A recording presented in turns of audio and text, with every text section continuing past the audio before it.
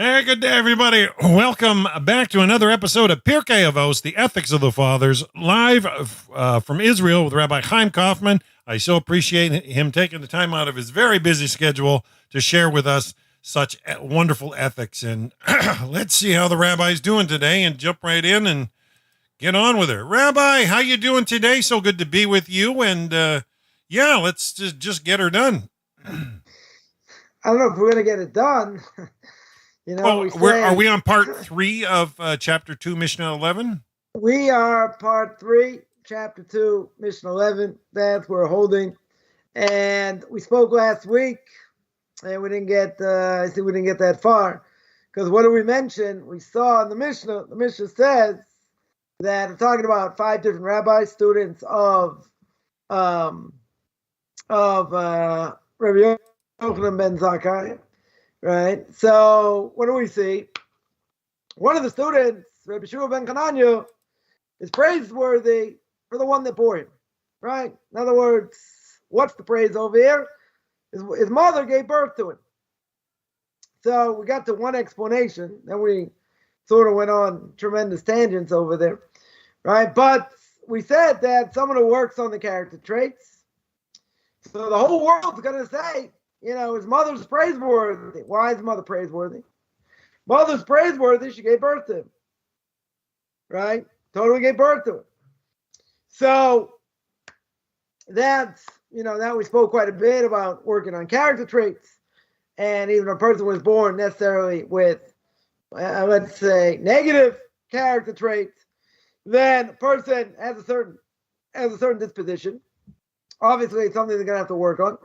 Right, but if someone's going to the right path, then everyone's going to say what a great person he is, or she is, the fact that her mother gave birth to this person. Or, if it's a guy, thank God his Rebbe taught him Torah. Thank God his father, taught him Torah. So another explanation is why is she praiseworthy? She caused him to be a wise person. Why? What did she do? She went to many different Batei Midrashim. She went to many different study halls when she was pregnant, asking the rabbis there and the people learning there, have compassion on a newborn child, that it should be a rabbinic scholar. Meaning, from the day that he was born, she never took a scrib out of the study hall. Imagine, a woman right after birth. A woman right after birth, she's not taking her child outside the study hall. She wants him to imbibe, to take in, all the give and take, from the rabbi. So from the time he's born, what did he hear? He only heard words of Torah. Now, there's an obvious question that my Rebbe is going to ask is, how'd she know what it was? Right? They didn't know. They couldn't tell if it was a boy or a girl, right? Well, we'll deal with that. But the point is that she immersed him in the study hall. And even if he himself couldn't, doesn't know what's going on, and he can't fathom, what's going on, okay, right? But the words seemingly have an effect. They have an effect. Even if a person doesn't necessarily know what's going on. So that's a huge novelty here. Right? It's a huge novelty. Because what would I say? I would say if the person doesn't know what's going on, how's it going to affect him? Shouldn't affect him. And even if a person does know what's going on, person has to be a vessel for them to affect. Why?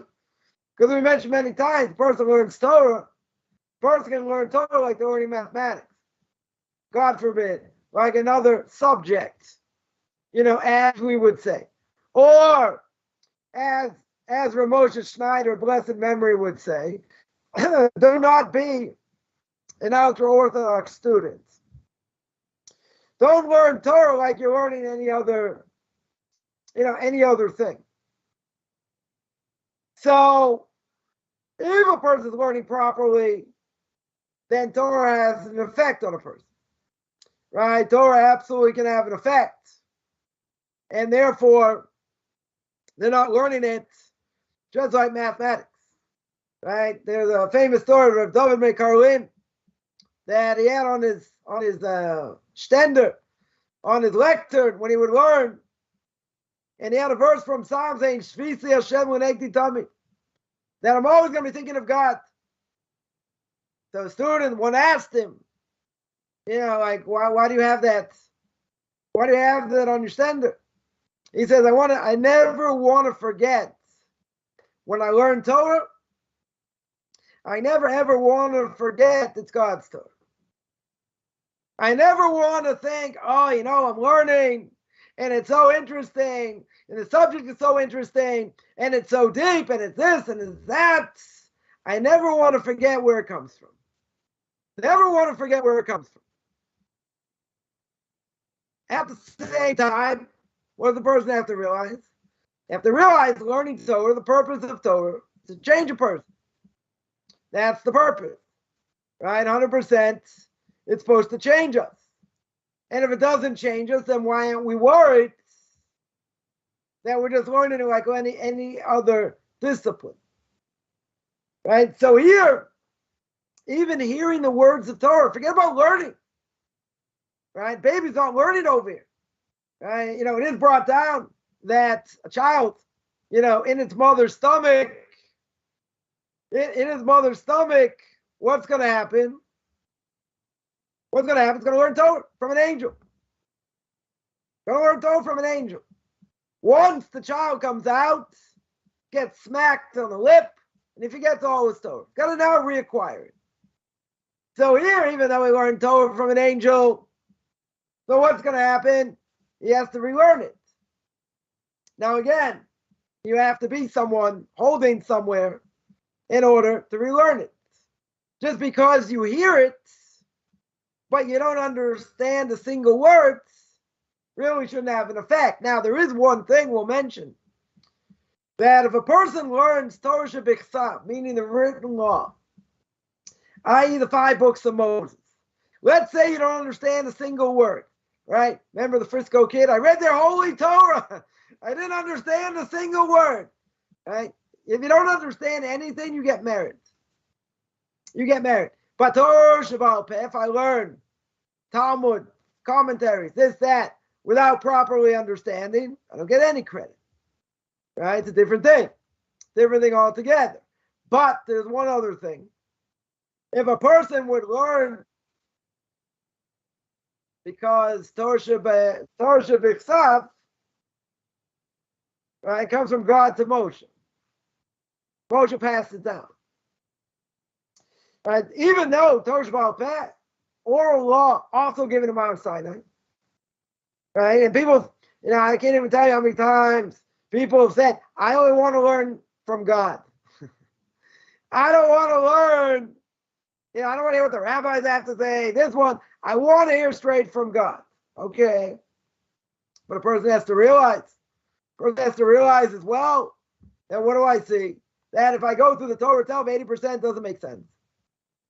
You read about a sukkah. God says you got to sit in the sukkah 7 days. Does he tell us what it is? Doesn't say. All right, we don't know. We don't know if, what does it have roof? Does it have a roof? Does it have walls? Right? You have to take, these palm fronds with a lemon on steroids, right? With a citron, with an esrog, and willows and myrtle leaves and all that. But then tell me 1, 2, 3, 5. Right? Torah tells me I got to keep the laws of Shabbos. There are 3 things that the Torah says on Shabbos can't do. Right? Can't cook, can't light a fire, right? Can't carry. But it says if I get it wrong, I'm liable for a death penalty, I get spiritually cut off. Now, if that would be the case, that wouldn't be fair. But you're not giving me all the information. So obviously we need oral law. We need oral law. But the question is, by oral law, that's what we live by. 100% that's what we live by. And most of oral law, oral law works. It's a, commentary on the Torah. So therefore, They're going to try and understand what the Torah says and what it means and what the repercussions are, right? So they're going to put everything on the Torah a lot of times, right? Why do we do this? Because the Torah says like this. Sometimes they'll bring for the prophets, right? Sometimes they'll bring for the writings, and what they're going to show is it's important enough to quote a source, but the reality is it's not from the Torah, it's rabbinical. And this is what a lot of people, have difficulty with, and that is, why do I have to listen to the rabbis? They're only people, right? But the Torah tells me, in the book of Deuteronomy, Torah tells me clear, you got to listen to a Kohen in every generation, right? He's going to be the teacher, you got to listen to him in every generation. So seemingly, the rabbis of the Kohanim of every generation, whatever they say goes. And the Torah goes further. Torah says, they say what's right is left, what's left is right. So you still have to listen to them, right? But essentially, you have two things going on here. You have the written law, right? You have the oral law.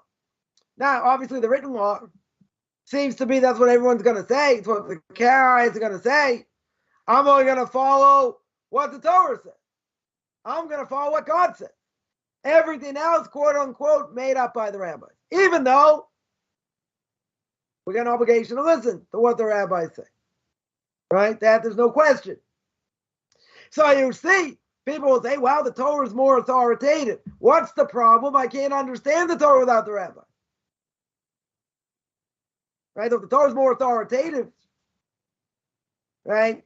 In other words, if I go through it and I don't understand one thing, see, the rabbis give me different reasons, different things, right? I can read Art Scroll and what it says, and I can understand, to whatever level, okay? It's a different thing, right? It's not the same thing. Not the same thing, but you need oral law. Oral law, written law without oral law, it's kind of like,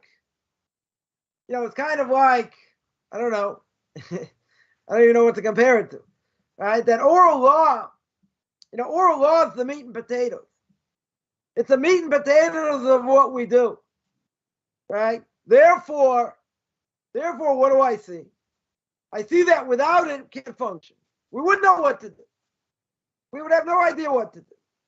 And even if we'd have no idea what to do, right, I have to listen to what the rabbis say. So you're going to say, well, aren't they equal in different ways? There are.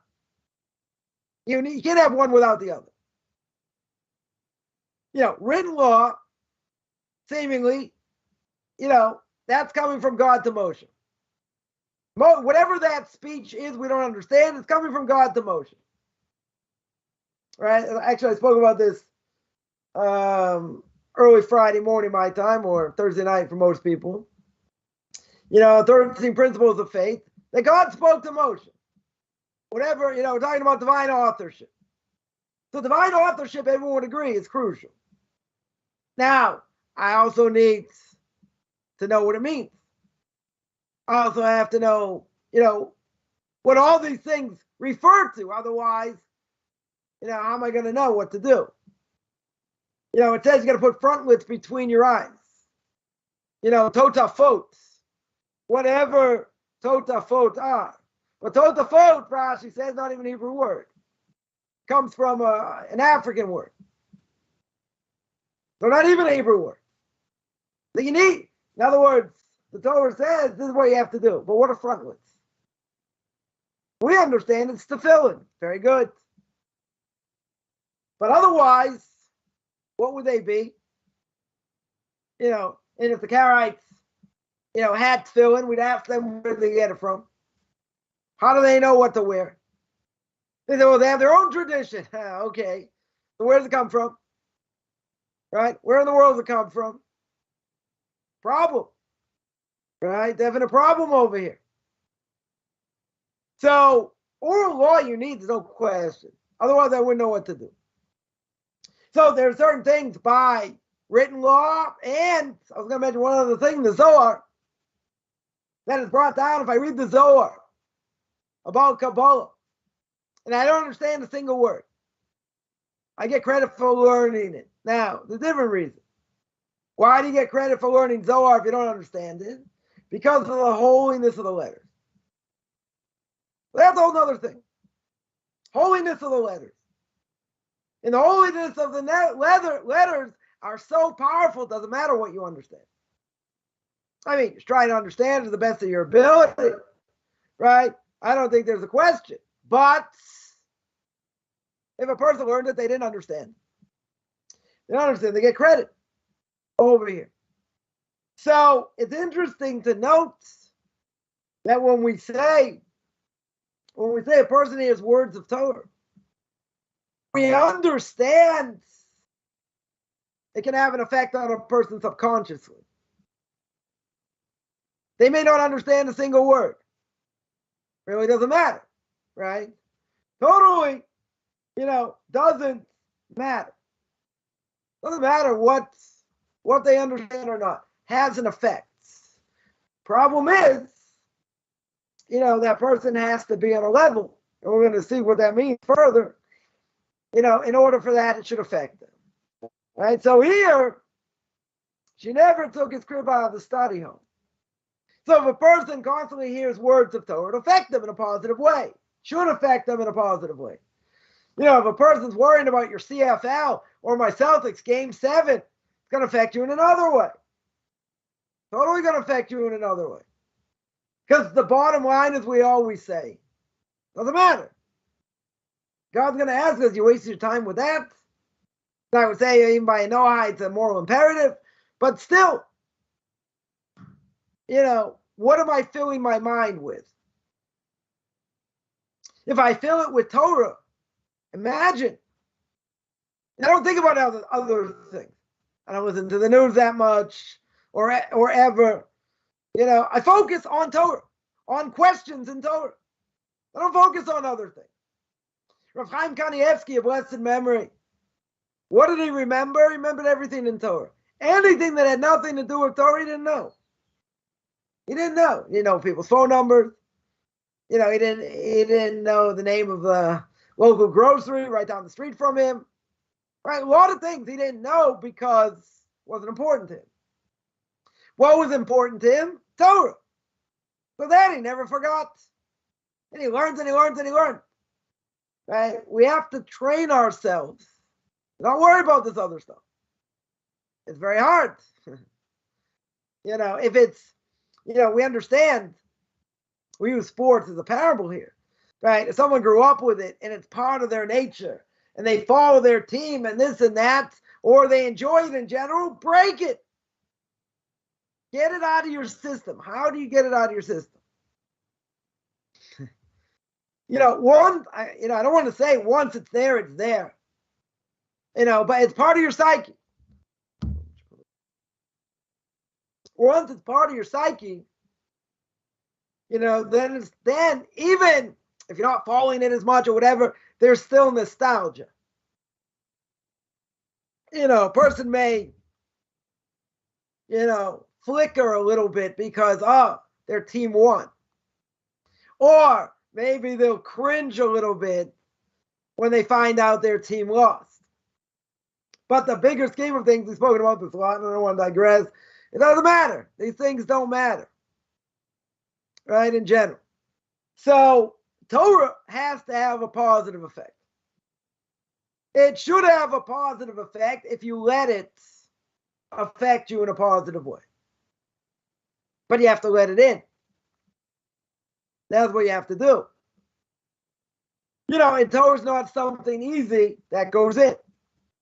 Right? We told the famous story of Baal Tanya. Baal Tanya had a student, don't want to go to university, and he warned the student, there's a lot of heresy there, and this and that. You got to be very careful. So the student said, come on, I learned by you for many years, I didn't become so righteous. If I learn in university, it's not going to make me so bad. Right? So the Baal Tanya said, you're making a big mistake. And he said, the mistake is that impurity, all you have to do is touch it, become impure. If you want spirituality, you got to work for it. You got to absorb it. It doesn't just person, looks at it, whatever, and is part of it, and it's going to have a proper effect. Who says? Right? Who says? You have to work. Right? Not only that, but it can be very bitter. Why can it be very bitter? Take anyone who's learned Torah or tried to learn Torah. What do we see? It's hard. It's complicated. There are things more complicated than others, but it's complicated. 100% it's complicated. That's the case. There are a lot of people who don't enjoy it. They don't enjoy the give and take. It's hard. Because then you got to keep a lot of things in your mind. Who said what? What do they agree with? What they disagree with? You look at the commentaries, and they pick it apart. Word by word, line by line. What's going on? So you're going to say you're going to be very intelligent for this. Not necessarily. There were great rabbis that had average intelligence. They admitted on themselves that average intelligence. So what happened? How did they become so great? Because they studied. What we call hasmada, continuity. They didn't give up. See, what happens, you're doing a crossword puzzle, right? Something like that. And you get stuck. But you have the answers in the back. So instead of trying to work around it, what do? You look at the answer. Right? You don't think. One of my rabbis was, not to mention a big rabbinic scholar, also very big into science, helped develop plastic bottles many, many years ago. Many years ago. And he said he sat with other people, and they couldn't sit for more than 10, 15 minutes at a time. They'd get a cigarette, they'd get something to eat, they'd get a drink, this and that. They couldn't sit. So if someone sat and learned Torah, hours on end, that's not so hard. We're used to it. But they're not used to people in the secular world, not used to thinking in general. I'm not saying everybody across the board, not going to make, outrageous generalizations here. But take somebody got a problem. Say, okay, I want you to work out this problem. I want you to work out this problem. How many going to sit there for more than 15 minutes? I'll be generous. 15 minutes before they either have to get out, they have to get something to eat, they say, I'm not dealing with this, it's too hard, it's too esoteric, it's, whatever. Person learns, let's say, one of the commentaries. You got to sit there and break it down. You can't just say, well, I'm going to go get something to eat. You got to think. You got to work it out. And I see all the time, people ask questions, obviously, that Google can't answer. That Google can't answer. All right, so what happens? So then they come to me. But you got to think. If it's something a little more complicated, okay, I'll have compassion. Right? If it's something I don't think a person would have got anyway, fine. People want instantaneous things. Right? Instantaneous things does not make it easy. Not at all. It doesn't make someone want to sit and work. Last week, or I think what everyone read this week outside of Israel, Parshas B'chukosai, talks about all the curses of the Torah. 2 places where the Torah speaks about curses. One is Parshas B'chukosai, one is Parshas Kisavo in the book of Deuteronomy. 2 places talks about curses. But the Torah says, right, you go in those ways, in the ways of God, right, in the ways of the laws. What does Rashi say? What does that mean? It means a meilus b'Torah. What is a meilus b'Torah? Working hard to learn. Right? Digging deeper and deeper and trying to understand. That's what we're doing. Says Moiver Rebbe, Rav Agoner Moshe Stormach Shlita, should be well. Brings down his commentary on Chumash, and he says the following, a very, very scary thing. He says that we're here to work hard, right? Jews are here to work hard to learn to the best of our ability. So if that's the case, we're judged. What is, next Saturday night, you guys going to miss me because I'll be up all night learning because it'll be Shavuos, the holiday of Shavuos. So what is Shavuos? Usually, every holiday gets judged for something. Rosh Hashanah, spoke about last week, for No-Eyed Nations. Rosh Hashanah's judgment of man. See, not judgment of Jews. It's about the judgment of man. See, by Christianity, before JC came on the scene, it was like nothing happened. Right? There was no world. Right? Before Muhammad's flight from Mecca to Medina, anything happened in the world up until that point? Seemingly nothing. Right? Nothing. What does Judaism say? It's a religion, quote unquote, for everybody. You want to convert? Great. You don't want to convert? Says you're obligated. Nobody says you're obligated. Right? You stay annoyed, like hopefully everybody listening here. Right? So if that's the case, then what? Then what's my obligation? So for a Jew, the obligation is you learn as much as you can, as deep as you can. And Rosh Hashanah, right, sorry, I lost track. Rosh Hashanah is about judgment of man, not judgment of Jews. So everybody gets judged on Rosh Hashanah, even non-Jews. So non-Jews can acknowledge Rosh Hashanah. They're not going to do what we do, stay in synagogue all day and all that, right? They can certainly acknowledge it in different ways. But see, Rosh Hashanah is about judgment of man, judgment of the world. Sukkah is judgment of water, and how much water is going to fall, etc. Different places. Passover, right? Sorry, Shavuos, judgment of fruits. But also, what else is it? The judgment on Torah. Judgment on the portions Torah in the world. So one of the reasons we stay up all night is because the Medrash says God had to wake us up by Mount Sinai, thunder, lightning, so we're going to stay up all night. God doesn't have to wake us up. So we're going to fix that, right? That obviously according to Kabbalah, that we bring down that, a lot of people stay up all night and learn. And especially, one of the things we learn is Torah Sheba'al Peh, oral law, which, just as a side point, we read the book of Ruth. Why do we read the book of Ruth? One reason is because we're all considered converts by Mount Sinai, by the giving of the Torah. But another reason is we need to read the book of Ruth to prove the importance of oral law. Why do we have to prove the importance of oral law? Because Ruth, where does she come from? Moab. Everyone agrees she comes from Moab. Daughter, granddaughter, whatever. She comes from Moab. If that's true, what does the Torah tell me? Book of Deuteronomy. No Moabite can enter the Jewish people. If a Moabite can't enter the Jewish people, so she can't convert. If she can't convert, it's bad for the Christians and for the Jews. Because Christians need to go back to King David, even though the Gospels have different ways to get there, it doesn't matter. By Jews, you need to get to King David 3-4 generations later. Out of Ruth comes King David. So how's she allowed to convert? The oral law tells me, and the Karaites will jump up and down over here, but oral law tells me why. Now, if I was a Karaite, right, we've had those Karaite trolls before.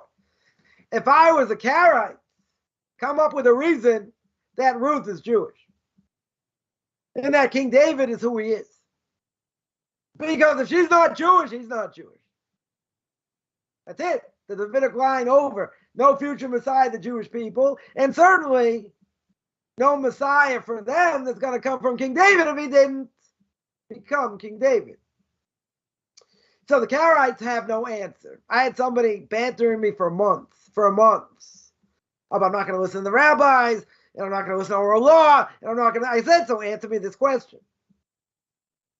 Without oral law, answer me this question. So that's why I got the nickname Checkmate, because there's no answer otherwise.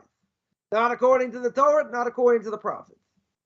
Right? Anyone wants to find me an answer? Good luck. It's not there. Now, how do I know what the answer is? Because oral law tells me what the answer is. If I didn't have oral law, I got a big problem. I got a major problem here. Because, again, again, King David is going to be a problem here. He's not Jewish. It's going to be a major problem. So I don't have anything the Torah tells me. I don't have any proof from the writings of the prophets. So now I got a major problem. Right? So any Karaite out there that, I'm not going to give the answer, but there is an answer that's found in Jewish law. Sorry, it's found in oral law. And if it's found in oral law, that's one of the reasons we read the book of Ruth. To show that oral law is just as important as written law. And the oral law should have been oral, should have stayed oral. Why didn't it stay oral? Because they were afraid it's going to be written. It was going to be, you wouldn't be able to learn it. You wouldn't be able to learn it. So if you wouldn't be able to learn it, then that's it. That's it. But again, if I didn't have oral law over here, first of all, I wouldn't understand anything in the Torah anyway. Right? But certainly in this case is pretty crucial. Because you need the future Messiah. Listen, the Christians need it also in their messed up mindset. They also need it. But guess what? Ain't gonna happen. Because they're messed up in their own way. But if he's not Jewish, then they have nothing to talk about either. So you need oral law. There's no question you need oral law. So finally, this person, after months and months, finally agreed. They admitted they pick and choose. So then I said, okay. Right? If you pick and choose what the rabbi say, I don't have much of an argument. You admitted it, fine. But if you're going to say I never have to use the rabbis and I never rely on them, that's not true. It's not true for this reason. So it's also not true, just I'm going to throw this out there, right, that there's another reason. Because if you go back to the Masoretic text, King James Version, how do you get a translation? Because the Masoretic text has vowels. The Masoretic text has vowels. So the Torah has no vowels. Open up a Torah scroll, it's got no vowels. If it's got no vowels, how are you going to read it? Got a problem. You won't be able to read it without vowels. So if a person admits I pick and choose what the rabbis say, okay? But if you don't, I got two very simple questions. One is the case of Masoretic text. One the case is, what do you do with Ruth over here? What do you do with Ruth and King David? I mean, there are other questions also, but those two are good enough. So we mentioned this child is going to hear words of Torah, and it's not going to penetrate. But I'll tell you even a bigger thing. We have the story of Esav and Yaakov. Esav and Yaakov are fighting in Rivka's womb. Fighting for this world, fighting for the next world. Who's going to come out first? Whatever. So what's going on, though? When a child in the mother's womb is a Jew, there's an angel there teaching him Torah. Right? So fighting back and forth. So Mary brings down from the brisker up. Rabbi Israel Zev Saul Vejik blessed memory. If you're learning from an angel, why is Yaakov trying to get out first? In other words, he wants to be the Bechor, he wants to be the firstborn. Right? Because he's going to inherit. He's going to inherit this world, next world. But why? He's learning from an angel. Says the brisker of an amazing thing. If you're surrounded by an evil person, you're surrounded by Esav, who's a Russia. And even though you're being taught by an angel, you run like fire. You drop the angel to learn in order to get out as quick as you can. It's a mind-boggling idea. The mind-boggling idea because why? Here you're learning with an angel. You're learning all the Torah, the commentators, and this and that. You're not going to sit there and want to learn with the angel as long as possible. Oh, what's the problem? But I'm within short distance of someone who's evil. When you're in short distance of someone who's evil, they can have an effect. Right? They can have a negative effect. Totally can have a negative effect. So here, again, she never takes his crib out of the study home. She doesn't want him to hear the news. She doesn't want him to hear all kinds of other things. What does she want? Him only to hear Torah. And there are people that are stringent. I'm not going to say everybody by any stretch. There are people that don't want to hear about other stuff. I don't care what's going on in the world necessarily. I don't care certainly, what's going on in the sports world or entertainment or any of these things. It's all distraction. We've spoken about many times. Total distraction. But someone who keeps their mind focused on Torah and only Torah, those people are going to amount to something in this generation. I'm not saying other people can't have influence in this and that. Someone who's purely just into Torah and nothing else than Torah. Now you're going to say, doesn't a person get burnt out? Person loves Torah so much, you never get burnt out. You might get tired, put your head down, but there's so much. There's just so much to learn, to think, etc. Imagine the effect it can have a person on a regular basis. But if you've been trained to sit and learn, as we mentioned before, if you've been trained to sit and learn for so long, if you're not trained to do that, which many people aren't, they go nuts. I don't care how smart they are. They don't have the ability to sit for long periods of time. They have to get up, they have to walk around, this, that. Person's analyzing the text and trying to figure out what it says, and you're going through the commentaries, picayune details, back and forth, bantering with your chavrusa when you're learning with back and forth, this and that. You're not thinking about anything else. You can't think about anything else because this is the most important thing in front of you. Trying to understand, how do we derive the law? How do we get to it? What's practical ramifications? Other practical ramifications. Or you're just talking in theory. Well, maybe you'd agree if he said this, or maybe you'd agree at this point, or maybe not everything, maybe part. It's complicated. It's complicated, but a person has to be a vessel. You have to be a vessel to be able to accept what's being said. And that's the problem. Not everybody can do that. Not everyone has that ability. Now, we have to train our kids. We have to send them to schools, the yeshivas, the girls' schools. And the outside world, we mentioned many times, unbelievable effect. Negative. I don't think there's too much positives going on in the world. That we could pinpoint and say, wow, thank God, he created the world.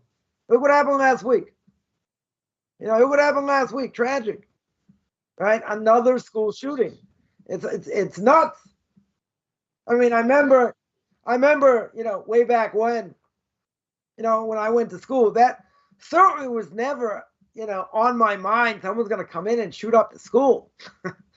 Never. No one, no. I mean, it's not even, if I were to talk about, the top 50 things, if I was a kid worrying about growing up, this would be like number 327. It's not even on the list. Not even on the list. And this is what kids have to go through. So I understand you want to tell me inner city schools, and they have, what do you call it? They have, we're going to check for guns and stuff, or weapons, what do you call metal detectors, right? Metal detectors, different things. I never had that growing up. I went to public school. Again, so I can understand inner city schools, okay. This, how many attacks, I don't know, I saw someone put up a statistic like since 1920. Sorry, since 2020. I don't know, 10 attacks, 12 attacks. It's crazy. In the last 2 years.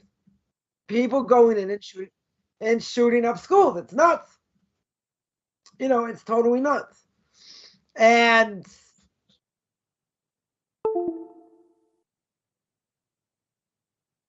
yeah. I mean, it doesn't matter. It doesn't matter what age. Anyone who dies in such a thing is horrific. And people say, "Wow, could have." What do people make the mistake? I looked this up because I was giving a class right before I gave a class. And someone said, prayer's not going to help, action's going to help. So I'm like, what are you talking about? So whatever. So I quickly looked to see what was going on. And that's not the attitude. It's not about guns and gun control and this and that. Right? People have to understand, as hard as this may seem, people have to see and understand, that God's the one in charge of it. Now, this is something that if we look at it at face value, this is something that should never happen. This is above nature in many ways. You're going to say, how can it be above nature? How in the world can it be above nature? There are sick people in the world, right? God gave us free will, right? But didn't God create evil? According to Isaiah chapter 45, verse 7, yes, he did. Does it make God evil? No. Right? The Ramchal in Derech Hashem says we have the ability to choose right, to choose evil. Person wants to choose evil, okay, it's their choice. And if a person runs with it, God can stop at any time. But see, he's the one calling the shots. So this guy, goes in, shoots people up, he's liable. There's no question about it. He's definitely liable. Nonetheless, he's being used as a stick. God's using him as a stick. Now you're going to say, a person's going to say, what lesson can be drawn here? So the Gemara says, everything's done for the sake of Jewish people. The question is, what do we learn from over here? So again, what's the wrong attitude? What's the wrong attitude over here? The wrong attitude is that you got to get guns off the street. I mean, it's true. You got to have stricter laws. Maybe true. Then we got to put our best foot forward, right? As the Close of Avos says, the duty is the heart. You got to put your best foot forward. But at the same time, putting our best foot forward, we got to think, what do I learn from it? Now, someone's going to say, well, I'd like to believe in God, but how can he do these things? How can innocent people be killed? Now, everyone's not so innocent. We don't know what's going on behind the scenes. But it could be these kids that had to be gunned down for whatever reason because of the past life experience. It's not about being in the wrong place at the wrong time. God knows what he's doing. We're just not privy to the information, what goes on. So people say, I remember growing up, people would say, guns don't kill, people kill. Great. So, you want to have stricter gun laws? Great. You want to try and make it impossible for guns to get on the street? Okay. You have to do preventative things. True? I saw people saying, well, my kid goes to school, they have to get buzzed in. No one's allowed in and out. Got to get buzzed in. Okay. So there are places that are better, places not. But guess what? If God wants to happen, it doesn't matter. It doesn't matter. We don't understand. We don't understand. The point is, we have a very warped way of looking at the world. Now, in many ways, we're going to say, this is tragic. You're right. No one's going to say it's not tragic. Now, you're going to tell the victim's parents, oh, look, they were reincarnated, whatever, they have to get gunned down because of what they did in a previous life. That's not going to butter the biscuit. They're not going to hear that. But see, there's no such thing as innocent blood. The reason is, you're right, there's free will. There's free will, right? So, so somebody points out, people lose free will. They never, my Rebbe brings down in a few places that we have to always be worried if we're so much into temptation and desire and all that, we could lose free will. We see one case in point, we see by Pharaoh, God took away his free will. But Rebbe says a number of times, how do we know our free will has been taken away? Well, we don't know that. But a person is so steeped in desire, that means it's like their free will is gone. Doesn't mean they don't have free will. Doesn't mean that. Right? So in general, would I say people lose free will? No. They don't lose free will. They do things to themselves that may take it away, I would agree. Right? Person points out about, let's say, drug addicts and other things. True? Once they get to a certain point, you'll tell me this, because you deal with these derelicts, right? That these people, they keep doing it for so long, you're right. Eventually, they'll die. We had a fentanyl death the other day. Uh, Somebody who's not a regular user, and they made the decision, and boom, dead. Or God forbid, he gets stuck in a dumpster and they get killed that way. I mean, it's insane. It's insane. It could be gambling, it could be drugs, it could be internet addiction, it could be any number of things, right? And it would seem that, it's so much part of our psyche, it's hard to fight, right? And many great people have dealt with addicts before say that how are they gonna fix themselves up? Only when they hit rock bottom. Only maybe when they lose everything. They lose family, friends, this, that. They lose everything. Yeah, but they should be able to they can determine where their bottom is, right? That's a question. That's going to be a question where it is. But in general, it's a vicious cycle.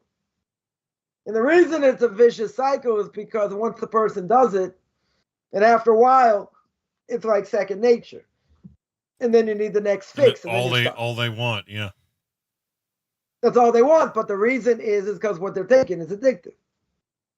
And even, let's say, it's not necessarily addictive, it's what they need to feel whatever to get rid of the pain. Right? Something like that. And that spirals out of control. It totally spiral out of control. But there's a proper Torah way to look at things. From what we see, this is tragic. It's true. We're not going to say it's not tragic. At the same time, people are going to say, but these kids are innocent. We don't believe in innocence. You're right. If they're underage, and we mentioned this many times, if they're under the age of bar mitzvah, right, 12 or 13 in a day, they're not liable for punishment. They didn't do anything wrong. They totally did nothing wrong. So if they're not liable for punishment, there's one or two conclusions. It's either your bad luck, wrong place at the wrong time, right? And the fact that, as Kushner said, when bad things happen to good people, God's not in control. God forbid. That's one conclusion, right? What does he do at the end of the book of Job? We've spoken about that. So fine, that's one conclusion. The other conclusion is the fact that, well, if God does run the world, which we believe he does, and what's going on. If it's not punishment for the child, because the child's not liable. Child didn't do anything wrong over here. Doesn't matter what the child does, right? Maybe we'll say it's, kind of like, those Chucky movies, demonized kid or something. Even if you're Chucky, whatever, you're not liable over here. Child that kills, not liable. I mean, parents might be liable for different things. They cause damage, etc. But technically speaking, if they're underage, they're not liable. So now, if that's true, then what's going on? Because we believe God is good. So what's going on? There has to be something beyond what's going on with the child. What's beyond the soul? That means that for whatever reason, that child could have done something in a previous life, or any number of these children, whoever it is. And now there's payback. And that's going to be their atonement in this world. Take a child, for instance, that's born, with a disease, leukemia. I don't know. They're mentally challenged. Some people are going to say, well, where's God over here? What do you mean? It's not punishment for the child. It's not punishment for the parents. Parents have to go through this for whatever reason. But the child being born, they can't be liable. Why are they not liable? We just said they're underage. They're totally underage. If they're totally underage, They can't be live. Totally can't be live. So something else has to be going on. And again, I would say, even if we understand this, it's somewhat of a consolation. Why do I say somewhat?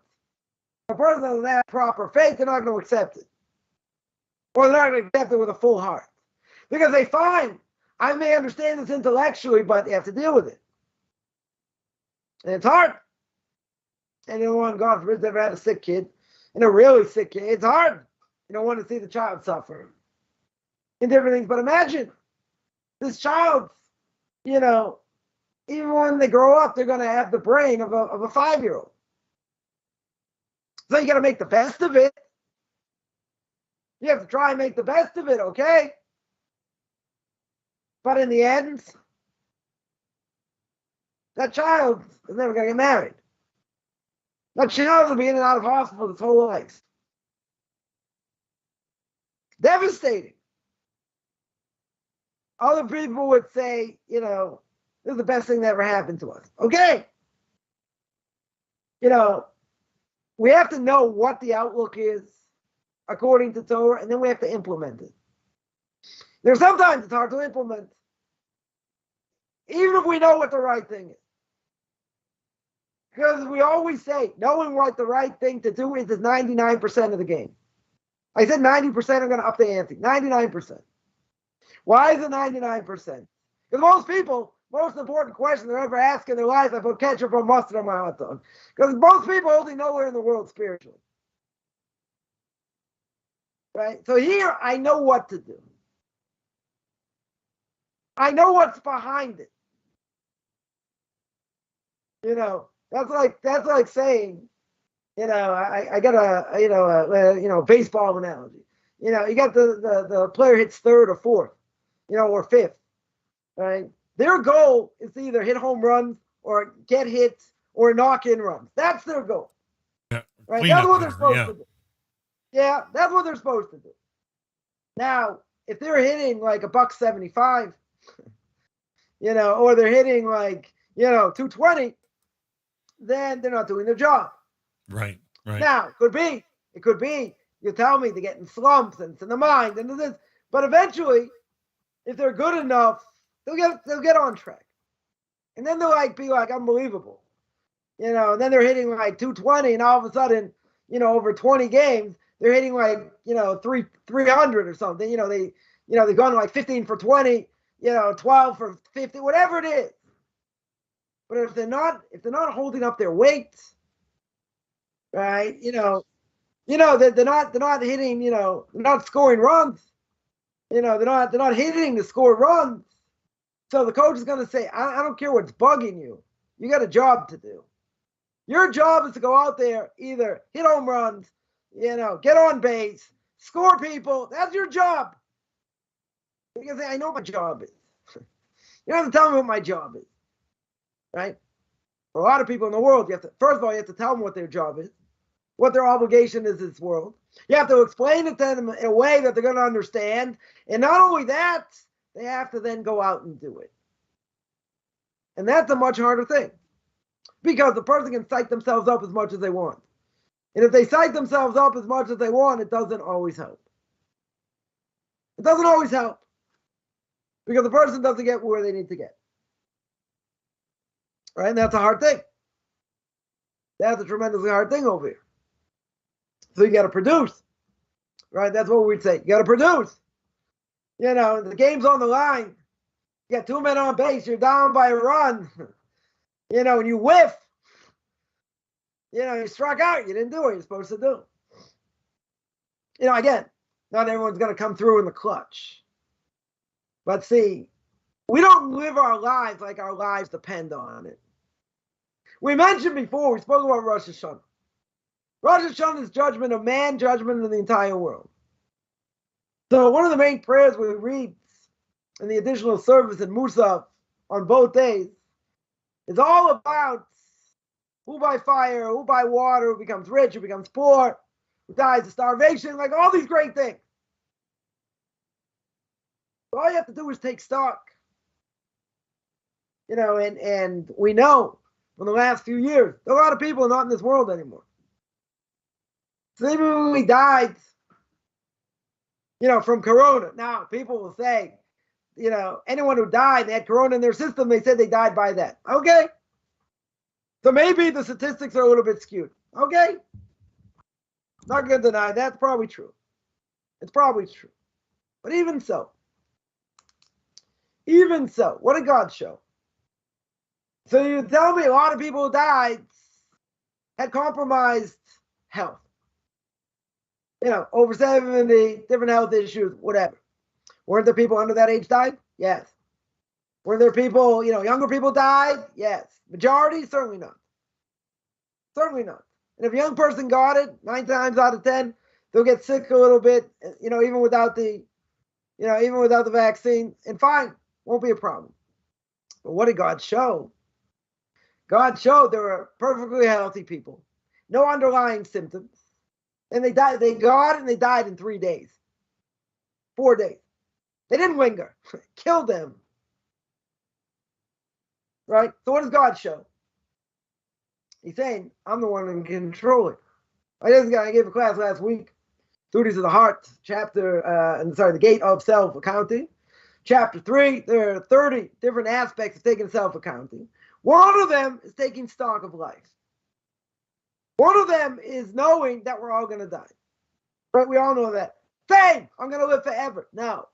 We know we're all going to die. Everybody knows that. So we also know that people, we're close to, or maybe not so close to, whatever, we see all the time. People that are younger, people that are older, everybody knows. This is something, take a survey according to everyone. Secular, religious, Jewish, not, whatever, everyone's going to agree. 2 things you can count on in this world. Death and taxes. Right? Not necessarily in that order. But everyone agrees everyone's going to die. We all agree. Now, how come people don't think about it?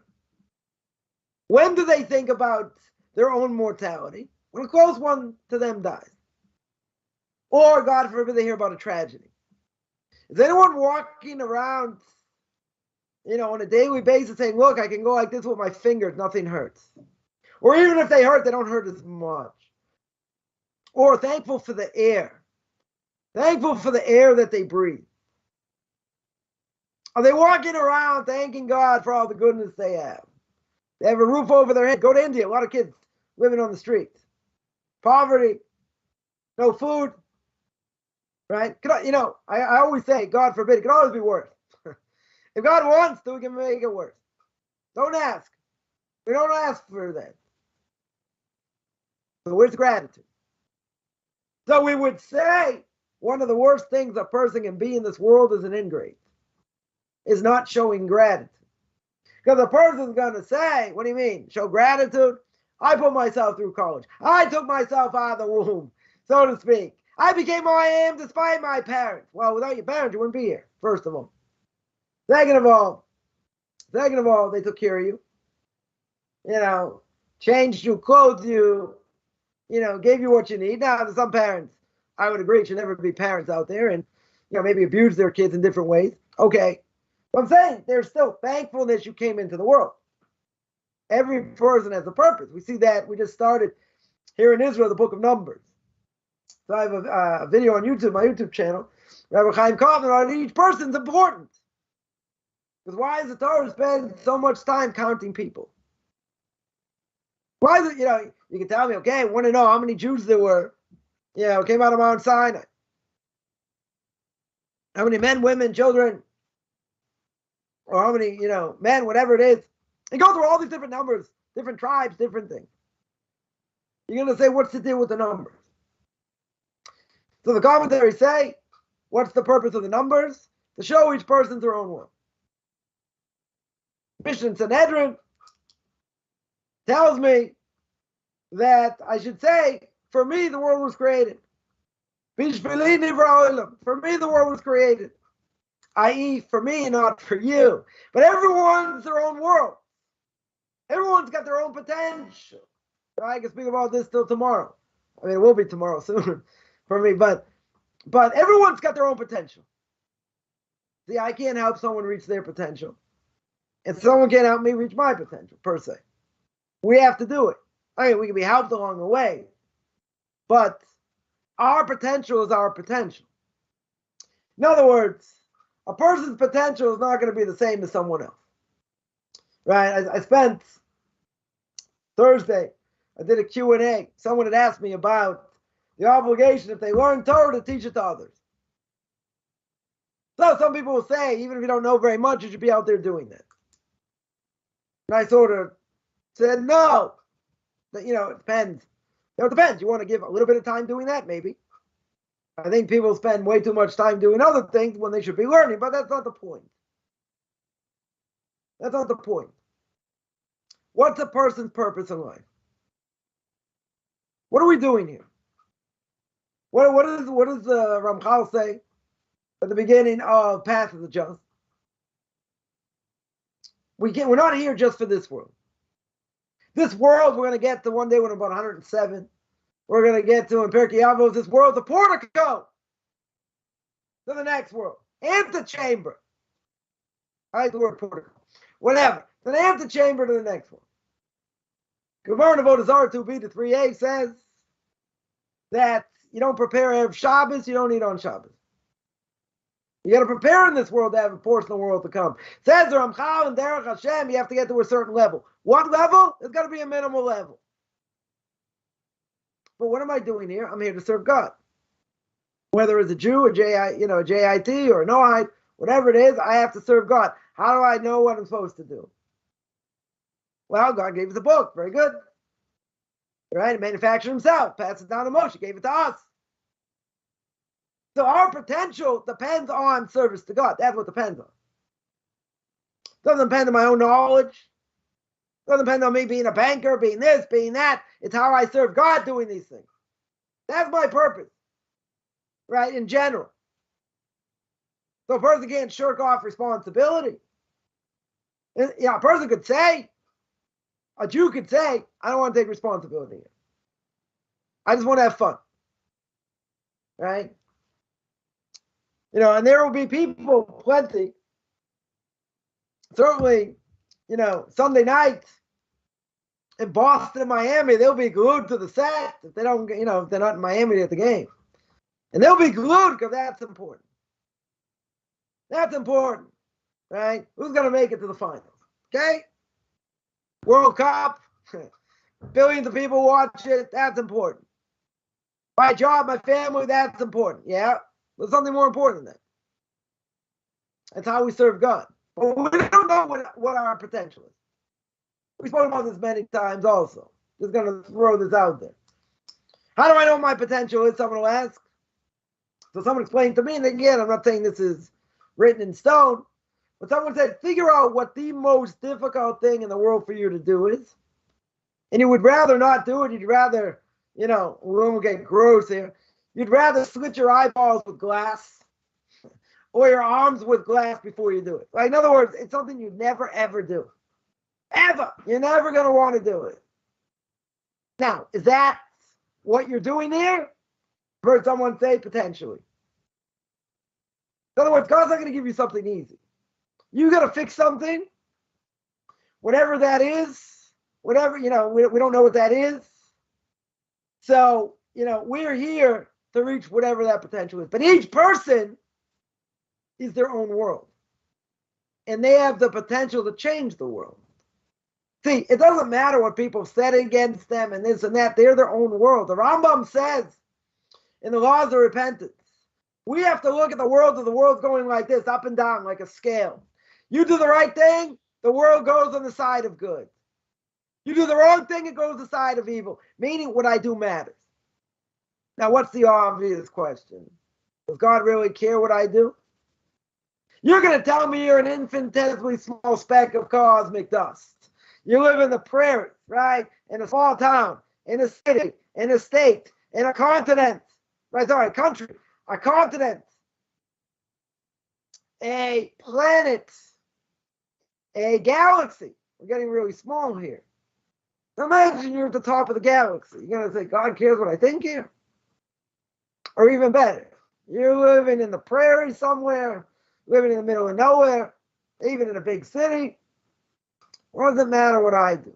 So it says in Rabbi Chaim at the very beginning, famous book of Rabbi Chaim of Volozhin, famous story, the famous student of the Vilna Gaon, and he says, don't think for 1 second what you do doesn't matter.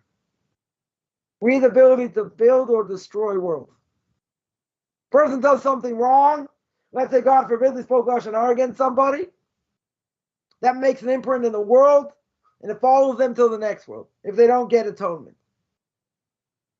We don't see many, many times, let's say better, almost probably much all the time, we don't see what our actions do, in general. In other words, the person, God forbid, spoke Lashon Hara against someone else. They're going to say it doesn't affect them, it's not going to affect them, everybody knows about it, right? Which people want to say that's okay.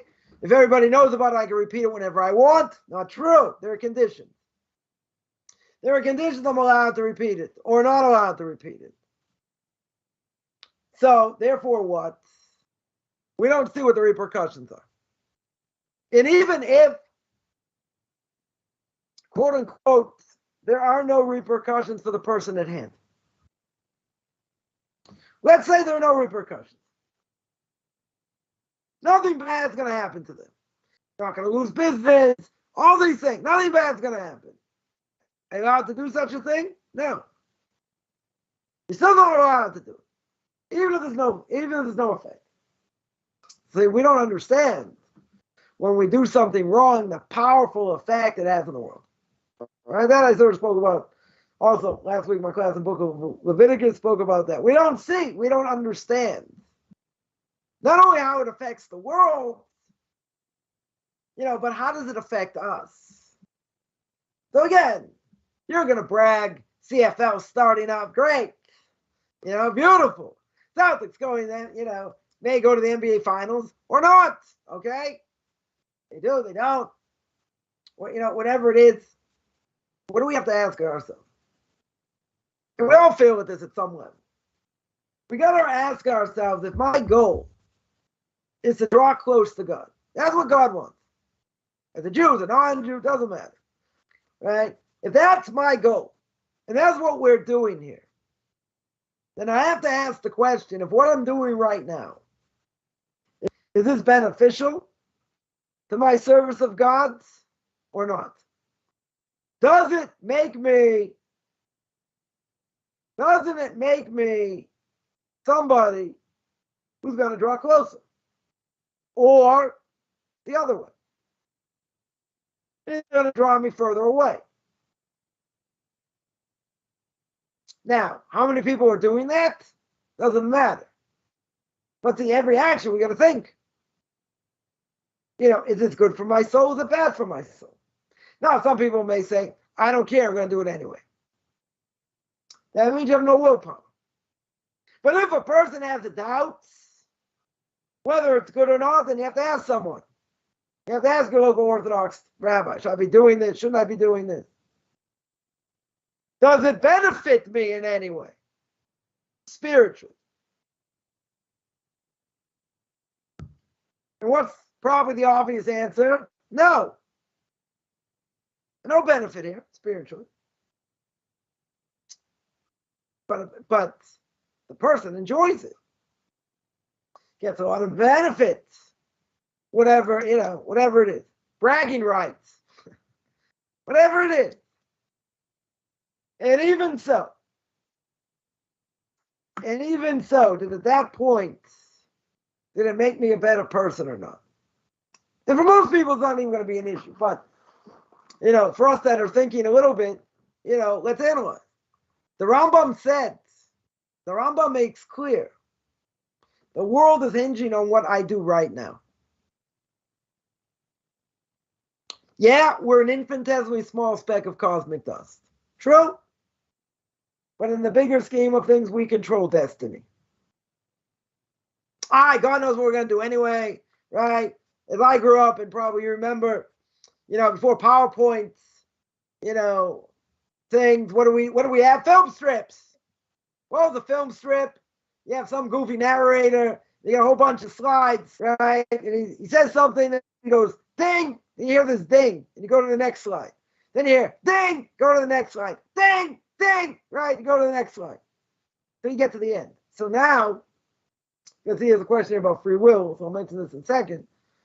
But, if the film strip is life in general.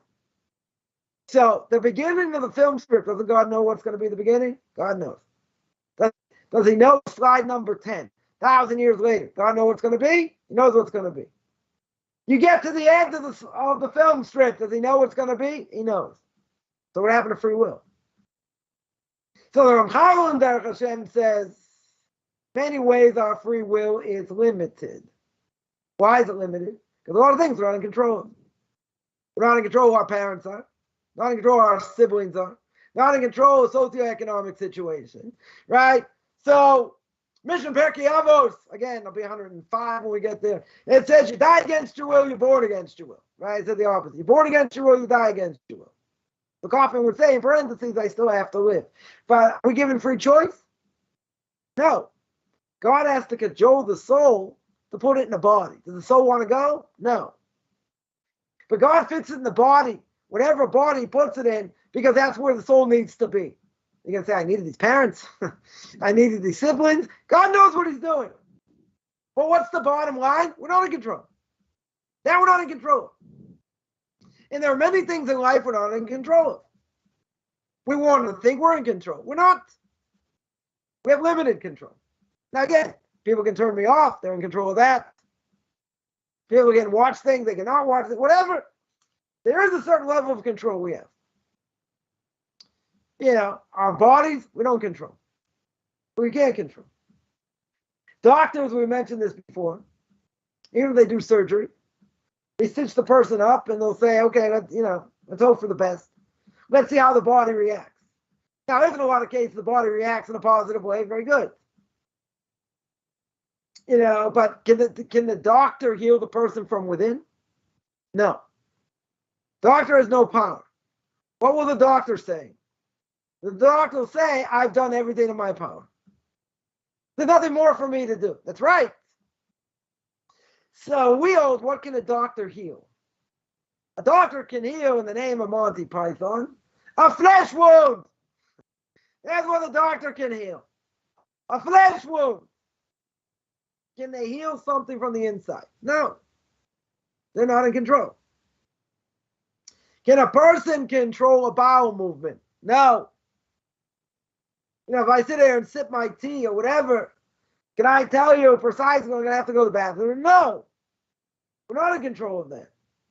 Many things we're not in control of. Doesn't mean we don't have free will. Right? Free will may be limited in many ways. Doesn't mean we don't have free will. Now, the question came up before, and that is maybe sometimes our free will may be taken away. Now, that in some ways could be true. If we do enough things, we give in to enough, desire, whatever, what happens? Can't control it. Something we can't control. Something takes over. Right? Someone who likes to eat in general, they don't have issues. They just like to eat. Now, got high cholesterol, they have to exercise on a regular basis. But what's the one thing they have to do? They have to cut down on what they like to do. Because what they like to do is destructive. Or can be destructive. So even though it's permissible to eat, says the Ramban, book of Leviticus chapter 19, verse 1, you have to be holy because God is holy. What does that mean? It means even if things are permissible, I can't abuse them. Right? Food is permissible. I'm allowed to eat. God says, I didn't say you to be 20 pounds overweight, 50 pounds overweight. Or he says you're allowed to drink, but I didn't say you should be an alcoholic. I didn't say you should abuse it. So even though there are things that are permissible, I have to be careful. 100% I have to be careful. So we're in this world, someone would ask, but if that's true, why should I control anything? Why should I bother? I want to enjoy life. I shouldn't have to stop eating this, stop eating that. Well, if you keep eating, if you keep eating like a pig, you're going to be, 30, 40 pounds overweight, you won't be able to move. cholesterol, you can have a heart attack. So you got to be in control at some level. You don't want to. You like eating too much. Yeah, it might come to kill you. So you have to have discipline. I don't want to be disciplined. Well, you know what? You might not have a choice. Totally might not have a choice. A person smoked their whole lives. Now they have health issues. So at that point, you would think you got to stop. Because that will kill you. But what's the problem? Nicotine. Isn't nicotine addictive? It's addictive. It's so much in your system craves it. True? Not an easy thing to give up. So we're in this world to strive. But again, we could do things to ourselves where certain things become part of our psyche. It makes it much, much harder to fight. Right? So in that sense, maybe you tell me, well, free will is taken around. It's taken away. Someone asked, isn't a background check, I'll just take this question here. Isn't a background check Lashon Hara? Right? This guy shot everybody up, wasn't allowed the right of, someone else's, Mayor Lansky, wasn't allowed the right of return my golden mayor after funding freedom fighters. Why would a person do a background check? In general. Right? Why would they do a background check? They want to do a background check in order to see if there are any issues with this person. Right? In other words, background check is done in order to potentially protect others. If it's not about protecting others, right, the question is why they're doing it. The question is, why isn't it Lashon Hara? Because potentially we're worried that somebody potentially could cause damage. Let's say you don't know. They don't have, maybe they don't have a record. Maybe there is no issue. But what if there is? Why shouldn't people know? Why shouldn't that information get out in order to protect people? Right? In other words, why is that Lashon Hara? If I know, if I find out, somebody on record, somebody's on record for doing things wrong. Doesn't necessarily have to be egregious things. Right? But let's say they've done whatever it is. So, person being interviewed for a job. And they find out this person been disciplined for anger issues. Let's say, comes out in a background check. So they're going to think twice about hiring this person. So you're going to tell me, wow, that's Lashon Hara, destroy the person. Maybe. But don't they have the right to protect other people? They have the right to protect others. And if that information, is there, that's going to protect others. Right? See, there's a mistake, when it comes to, let's say, shidduchim, matching a man with a woman. Some people will not tell certain information. Because they tell certain information, person never going to get married. Right? So let's say someone has a medical condition. Well, use a medical condition. We'll use two things. Medical condition or psychological condition. So let's say that a person has a medical condition. So a person has a medical condition, you let them go out. You don't have to mention the beginning. But after, I would say, probably by the third date, whoever has the medical condition has to give it over. Because if you give it over at the beginning, maybe no one's going to want to touch them. Right? No one's going to go out with them. So if that's the case, then they're allowed to go out without disclosing, but they have to disclose at some point. Right? Third date, fourth date. If they don't like each other, then why do they have to disclose it? Right? At the first or second date. You don't have to. What about a psychological issue? Psychological issue is also important. I know of a story that someone wasn't told at all about a person's psychological condition, or they were told it's not so bad, whatever, right? Maybe a little bit of depression, but nothing, earth-shattering, nothing to worry about. Person got married, person was manic depressive. They weren't given the right information. Oh, I can't say anything. It's Lashon Hara. Oh, that's Lashon Hara. Well, you just messed up someone in the process now.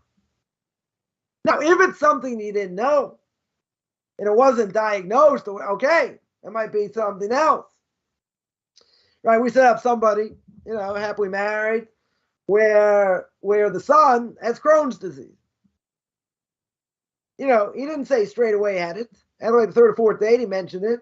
The parents checked out the situation, spoke to his doctor, this and that. It's under control.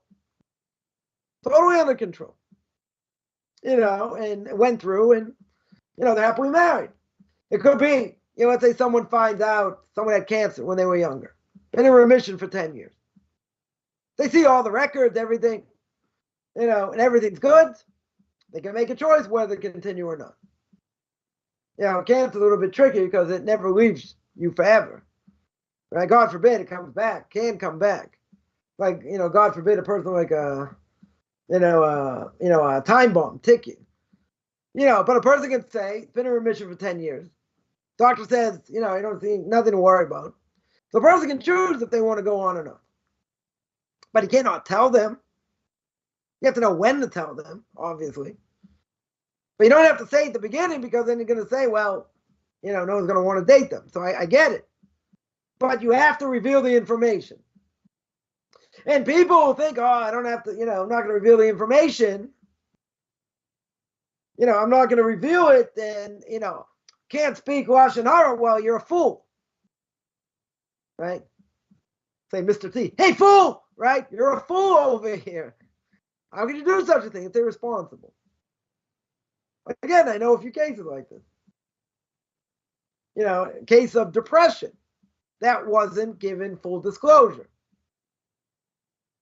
So the other side said, Lashon Hara, can't say anything. So they mess up someone in the process. Why is that okay? It's not okay. Everyone has to ask, obviously these questions, to the local Orthodox rabbi what to do. Right? But doing so in such a way is irresponsible. It's causing damage. Well, don't you think someone will say, I know someone's going to say, well, if they married the person and God oversaw and everything else, shouldn't they stay married to them? And obviously, it's Bashir, that's what we're supposed to be. So I'll give an example. Rabbi brings down the story of Yaakov and Rachel. Everyone knows the story, what happened. Rachel gave the signs to Leah. He ended up marrying Leah. The Rebbe asked a halachic question, how could he marry Leah? He didn't have intention to marry Leah. When you get married, the Gemara in Kedushin says you got to have intention for the person you want to marry, not for someone else. Otherwise, we call that a mekach tos. It's a mistake. So how could he stay married to her? Now, you can tell me the Torah wasn't given, so none of this matters. But if patriarchs kept the Torah at a certain level, so I have an issue over here. My Rebbe says, so what's the answer? Simple answer, he says, is that once he realized, he did everything in his power. Lavan was the greatest trickster in the world. So he did everything in his power to make sure he's going to marry Rachel. And he saw it was above nature this happened. Totally above nature. Made all the precautions. And he didn't expect his wife was going to betray him in that sense. That Rachel was going to, give over the sign. But what did he understand? He saw that Jewish people are going to have to be built up through Leah as well. So therefore, he stays married to her, and it's not a problem for that reason. In other words, he understood it was all orchestrated by God. But see, even if we would say a person gets certain information, and now we get messed up, you say, well, that's what God wanted. Now, that's not necessarily the case. He didn't protect you from the damage. I know of a case, someone who's got, borderline, what's it called? ASD, right? Borderline, what's it called? whatever it is. Can't think of it offhand there. Whatever. It's got a borderline personality or disorder, right? And this person really doesn't seem like, got to be married to someone obviously not so normal, right? It's on the autistic spectrum. Let's say better. That's what I was thinking of. It's on the autistic spectrum. Something like that. Person married him had no idea. Parents didn't necessarily diagnose it. Wasn't their fault per se. She can't stay married to him. It's just not possible. Now you can say, wow, God orchestrated it. Okay. It orchestrated this way. This is what happened. Doesn't mean the person has to stay in such a situation. And if it's a situation that's not possible to stay in, you don't have to. But we can't get caught up and say, well, you got to work at it this way, work at this, in this case, there's no way to work it out. You met someone who's bipolar, you didn't know that. And they've had episodes in the past. And sometimes they get totally out of control. You can say, I didn't sign up for that. Or you could say, okay, we'll work through it with this. Not everything a person signs up for necessarily, they have to go through. It might be painful, different things, but we don't just say blindly, well, God orchestrated, you're stuck. There is divorce in the world. It is on the books. Right? But my point is, without all this, my point is that someone can get duped. And it could be because God wanted them to get duped. And they have to go through it and they have to deal with it, whatever. At the same time, there's a verse in the Torah. There's a verse in the Torah, I think people are going to get shocked. There's a verse in the Torah that says, "V'davar sheker tirchak." You're not allowed to lie. Now, there are certain things I may be able to, bend the truth a little bit. Maybe family harmony, different things, for certain things. But in general, you're not allowed to lie. You're not allowed to misrepresent. One of my personal pet peeves, as most people probably know. I can't stand people who misrepresent things and say this is the way it is, when it isn't. I can't stand people that lie. Bothers me to no end. Misrepresentation, to me, is worse. Because they're telling you something that's just not true. They're misleading. Right? So, in the end, we have, to the best of our ability, we have to tell the truth. Now, do I have to tell the truth? It's going to cause me a loss? Not necessarily. That I don't have to do. Not even going beyond the letter of the law. I don't have to do that. Let's say I tell the truth, you end up going to jail. Can't do that. Who says I have to go to jail? You can say, but you got to tell the truth. I don't tell the truth to go to jail. Something like that. But, in the end, there are people who think it's permissible to do things when the reality is it's not. And they're lying and they're misrepresenting. But see, when that happens, they're destroying other people in the process, potentially. Or they can make a desecration of God's name. There's a story of somebody, a Jew, an Orthodox Jew, ripped somebody off. And this woman says, you're an Orthodox Jew, how could you do such a thing? What the Orthodox Jews say, and I would never ever say this to anybody or tell anyone to say this, said, who told you to put Orthodox Jews on such a high pedestal? Right? That's the wrong answer. That's a desecration of God's name. Total desecration of God's name. It's because someone does something doesn't mean it's right. Right? You're not allowed to misrepresent. In business, other things. If you had a slave, you want to sell him off as a younger slave, but he's really older, right? So you dye his beard. Let's say he's got a beard or whatever. You dye his beard black so it doesn't look like he's older. Right? You're not allowed to do it. That's forbidden. That's misrepresentation. Any type of misrepresentation, in general, you're not allowed to lie. Someone came to Rabbi Scheinberger, blessed memory. A friend of mine told me the story because I heard it. He was there, and he said, "I have certain quality of cloth. I have grade A, grade B, and grade C. So he says, I want to sell it all as grade A. So Scheinberg says, I don't understand the question. He goes, okay. He started speaking louder. So Scheinberg says, I'm not deaf. I understood the question. He says, because hey, it's stealing. Why is it permissible? Why do you think it's permissible? So this person said, Rabbi, that's business. Now, come on, you can't make this stuff up. If you tell me the person wasn't a religious Jew, I get it. Right? They can misrepresent. They don't care. Values don't matter to some of them. So even in business, they'll do terrible things or whatever. I'm not saying everybody, but if you don't have an anchor it's going to ground you morally, then who cares? So you rip this one off, you rip that one off. Someone else, like, okay, right? You can get a bad reputation for that also. But this person supposedly is an Orthodox Jew. If he's an Orthodox Jew,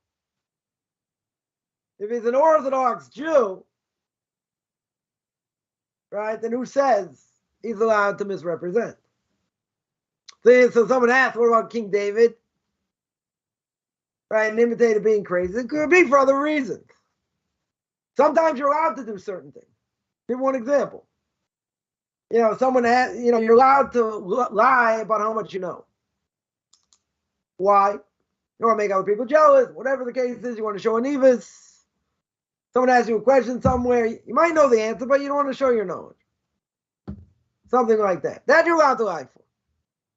Family harmony, certain cases. You'd be allowed to lie to a spouse for the sake of peace. Now, is that recommended? No, not recommended. But sometimes you could under certain circumstances. So I'm not going to say across the board it's okay. So there are certain, give a better example. Or not say better, another example. How could Yaakov lie to Yitzchak? Stealing the blessing. Right? I think that's a stronger example. Because if Yaakov is the epitome of truth, can't lie. Now, if you look at the verses, what does Yitzchak asks him, are you Esau my firstborn? So if you look at the grammar in the verse, what does Yaakov say? He says, I am. In other words, he says, I am, and Esau is your firstborn. Meaning, I am, Esau is your firstborn. He didn't lie. In that sense, he didn't lie. Someone would say, oh, come on, it's apologetics. He dressed up, Rivka dressed him up, he stole, quote unquote, the blessing. Right now, it's hard to steal a blessing over here. If I take a banana, and I say Bra 8, I think it's an apple. Did I steal the blessing? No, you made the wrong blessing. Right? Not something tangible, in physical terms. So people say, see, look what Yaakov did. Esau hates Yaakov. Esau hates Yaakov. And that's why we have anti-Semitism all over. And that's the reason. Now, anti-Semitism exists because it exists. It's never going to end. Never going to end until the Messiah comes. Right? So I'll give one answer for this. Even let's say Esau, or let's say better, a heretic. Heretic has a Sefer Torah. He's got a Sefer Torah. He's got a Sefer Torah. He's going to abuse it. He's not going to use it for the right thing. He's going to do things he shouldn't do. Right? If that's the case, then you can do whatever you can to get this Sefer Torah out of his hand. Meaning, I could steal it. So you're going to say, how is that permissible? Again, there are certain things that are permissible to do so that an evil person doesn't get benefit. So Rivka tells Yaakov, do this, whatever, so you'll get the blessing, but there's a benefit here. There's a total benefit. So you can say, I don't understand. If God wants Yaakov to have the blessing, in general, so why doesn't give it to him? See, it's very hard to understand simple explanation. Why in the world Yitzchak wants to give the blessing to Esau? Yitzchak's not a fool. Even though Esav tried to fool him, in a certain way, saying, well, how do you take a tithe of salt? You're not obligated. Like he has certain things to build himself up in Yitzchak's eyes. What do you think? Yitzchak didn't know? He knew. He knew what his son was.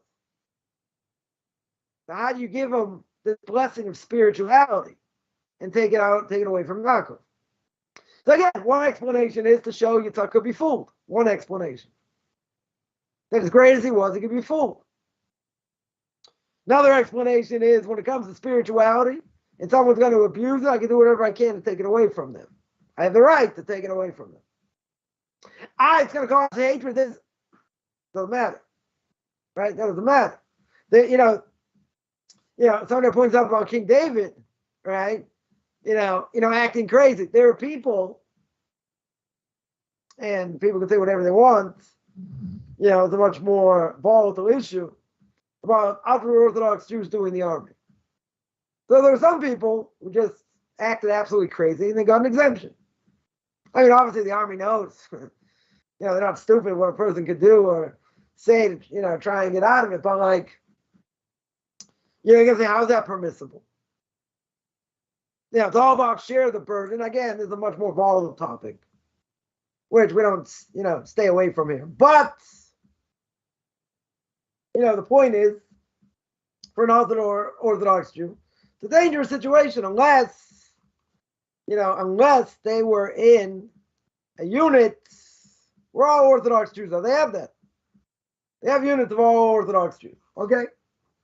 Well, someone's sitting learning, and that's what they're going to do. That's their occupation, so to speak. They should get an exemption. But again, people will say, well, you're not allowed to lie. And people are going to say, the state of Israel, this, that. Maybe there's no law of the land. Maybe there is. So even if there is a law of the land, how could you lie? There's certain things you might be allowed to. Just to try and get out of a certain situation. Again, each one has to be ascertained. You have to ask your local Orthodox rabbi, whoever that's going to be, etc. But not saying every single situation, say, I'll have to lie for this. I'll have to lie. It depends. Depends on what it is. Only certain situations be allowed to. And God forbid, let's say you got caught. You got caught in the lie. That's worse. That's 100 times worse. You know why? It's 100 times worse because you're going to pay.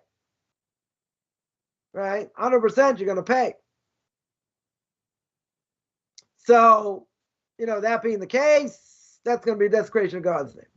100%. That'll be a desecration of God's name. But again, you have to know exactly what the case is, etc. etc. But in general, we're saying over here, you can't lie. You're not allowed to lie. We have to be as truthful as possible. That's our obligation. And if not, what would I say? I would say you better be darn careful that you don't get caught. Because if you do get caught, then you're in trouble. For instance, I'll give one example. Give a practical example. Person coming to Israel today, right? There are two lines you can go into. Right? When you come into the airport, you go one line, you don't have anything to declare. You have another line where you go in if you have something to declare, tax-wise. Now, for years, things were very expensive electronics. Electronics very expensive. Very high tax on them. So people would bring in things. They wouldn't declare it. And sometimes, obviously, if you don't have anything to clear, they'll check you anyway. Just to make, they'll check random people. Okay. Right? So now the question is, are you allowed to do that? Now, some people say the land of Israel doesn't have the status,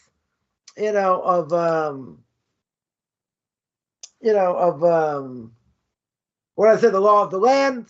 Some say it does apply, some say it doesn't apply. But even if it doesn't apply, as my Rebbe would say, there's a command in the Torah, Midvar Sheker Tirchak. You're not allowed to lie. Now, if you would know in general, other rabbis would say, If you know 100%, you're going to come in and you're not going to get caught. 100% you know you're not going to get caught, which isn't true. But if you knew 100%, fine. Then maybe it's okay. And others would say, even if you know you're not going to get caught, don't do it. Because the chance that you do get caught can make an unbelievable desecration of God's name. You're going to say, well, other people do it. Let's say secular people do it. So what's the big deal? Right? Everybody does it. It's a known thing. Right? And then not people, really got caught, whatever the case is. But guess what? If you did get caught, and you're an Orthodox Jew, what's going to be? What's going to be? What's going to be over here? They're going to destroy you. They're going to make mincemeat out of you. Oh, look, Orthodox Jews steal. That's what they do. They don't like to declare things. They don't this, they don't that. But, is a secular Jew in this case any better? He just didn't get caught. Would anyone say anything against a secular Jew? No. But we're held to a higher standard. A much higher standard. So we got to be squeaky clean no matter what. Right? We have to be squeaky clean. We have to be squeaky clean over here. Right? That being the case, even if there's a small percentage that you'll get caught, it's not worth it. In general, it's not worth it. Now, some people may be willing to take the chance. Okay. So if you get caught, you're in trouble. That's a desecration of God's name. But other people do it doesn't matter. We're held to a higher standard. If we're held to a higher standard, we got to be very careful. Very, very careful. Can't take anything for granted. Because all the secular media needs is an Orthodox Jew to get caught doing X, Y, or Z. That's all we need. And then once the damage is done, and we mentioned this many times, once the damage is done, what do you think? When the New York Times apologizes, where do you see their apology? On page 247, you need bifocals to read it. Damage is done. And it's very hard to undo that damage. So we're the ambassadors to the world. Orthodox Jews. Less so, because they're not, they're not out there like we are. And they're not discernible like we are, because we dress a certain way. So therefore, we're held to a higher standard. So a person can't pass the buck and say, what about them? What about this? Or, who told you to put Orthodox Jews on such a high pedestal? That's not the answer. Totally not the answer. We're held to a higher standard whether we like it or not. I've heard many non-Jews saying, how I Jews should say this. It's so awe-inspiring to want to become a Jew because the responsibilities are unbelievable. True. We have unbelievable responsibility. 100% true. We got to be careful. We got to be careful what we do on a regular basis. Now, again, a secular Jew gets caught doing something. People can say, oh, look, Jews do this, Jews do that, Jews do the other thing. Okay. But I don't think it's as significant as an Orthodox Jew does something. Why? Because, if you were selling newspapers or internet space or whatever, and you say, dog bites man, nobody cares. If you say man bites dog, that's the story. Because it doesn't happen so often. Even though, again, even by Orthodox Jews it happens more often. It happens, I should say more often. It happens. Definitely happens. But at the same time, certainly doesn't happen as often as secular Jews. But it doesn't matter. Because if we're supposed to keep what we're supposed to keep, it should never happen. So it should never happen. So if that's the case, when an Orthodox Jew gets caught doing something, it's worse. Makes more of a desecration of God's name. Secular Jew, we can't have any claims against them. Where's immorality? What are they holding on to for dear life? Nothing. They're doing whatever their desires tell them to do, as long as they don't get caught. They don't have an anchor, a moral anchor. They don't have the Torah to tell them what to do, what not to do. People say, well, I have my own morality. Yeah, morality is relative, and it changes. And you're going to say it's okay to kill someone because their quality of life is zero. That's murder. Oh, no, that's mercy. Okay, so now we're going to get Pirkei on definition. Pirkei on definition. Right? So people are going to claim all kinds of things. It doesn't matter. Because again, if it's not a place like Nazi Germany or whatever, that secular Jews are going to get rounded up just like Orthodox Jews. It's one thing. But who's going to make a claim against necessarily a secular Jew? They don't have a moral guide. They're liable. I'm not going to say not. They're 100% liable. Right? But in the end, who's more liable over here? Someone with the most important question is, do I put ketchup or mustard on my hot dog? Or someone who's supposed to be holding by what God says? Someone who's holding by what God says has to be meticulous. Absolutely meticulous about what they do. Now, does that mean we're perfect? No. Doesn't mean we're perfect. What it means is we got to be extra careful. Extra careful over here. And if we're not, we make a desecration of God's name. Total desecration of God's name. You had a comment before? Or? Okay. So, we see these type of things, and we're our own worst enemy. We can't be in the news, right? It just makes things look a lot worse, because what are some people going to say? Some will say, you know what? Some will say, I don't do this. And they're supposed to do it. I don't, so I don't have to keep it. Well, that's the wrong conclusion. Because the right conclusion is, I have to do whatever I have to do, regardless of what someone else does. Right? We spoke about potential before. Person's going to get upstairs after 120 years. No one's going to ask them, why weren't you like this person? Why weren't you like this person? They're going to ask you, why didn't you reach your own potential? Why didn't you do what you need to do? So I'm going to say, person's going to say, well, look at these other people. Look what they did. God's going to say, I'll deal with them. This has nothing to do with you. You have to answer for yourself. See, it's called pass the buck. I don't do what they did. They're supposed to keep the Torah. But if I don't keep the Torah, so I don't have to do it. Look what they did. They're liable. No question about it. That doesn't give you a free pass. You're going to get judged, and however God's going to judge you. But it's going to be based on what you did, not what someone else did. So we have to be careful.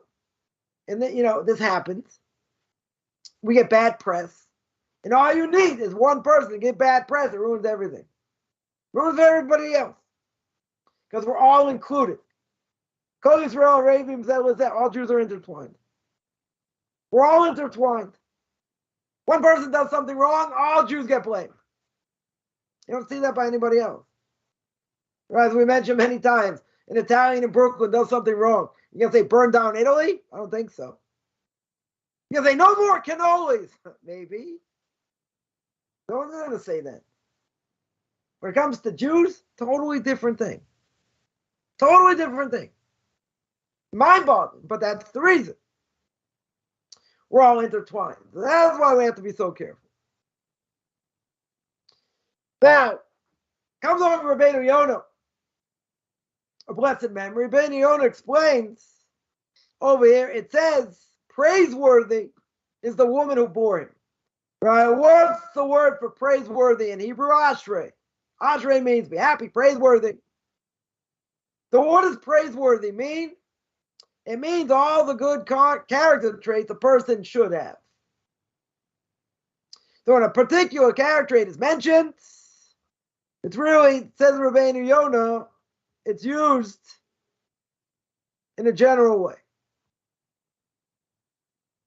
Right? It's used in a general way over here. So Rabbi Yonah explains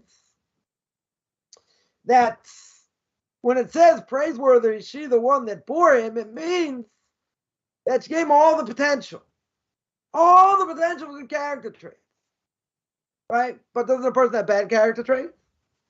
We have good, bad ones. They're also part of us. 100% they're part of us. Doesn't mean God wants us to act on them in any way.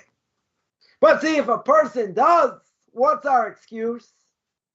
Our excuse is, God, you made me this way. God made us this way.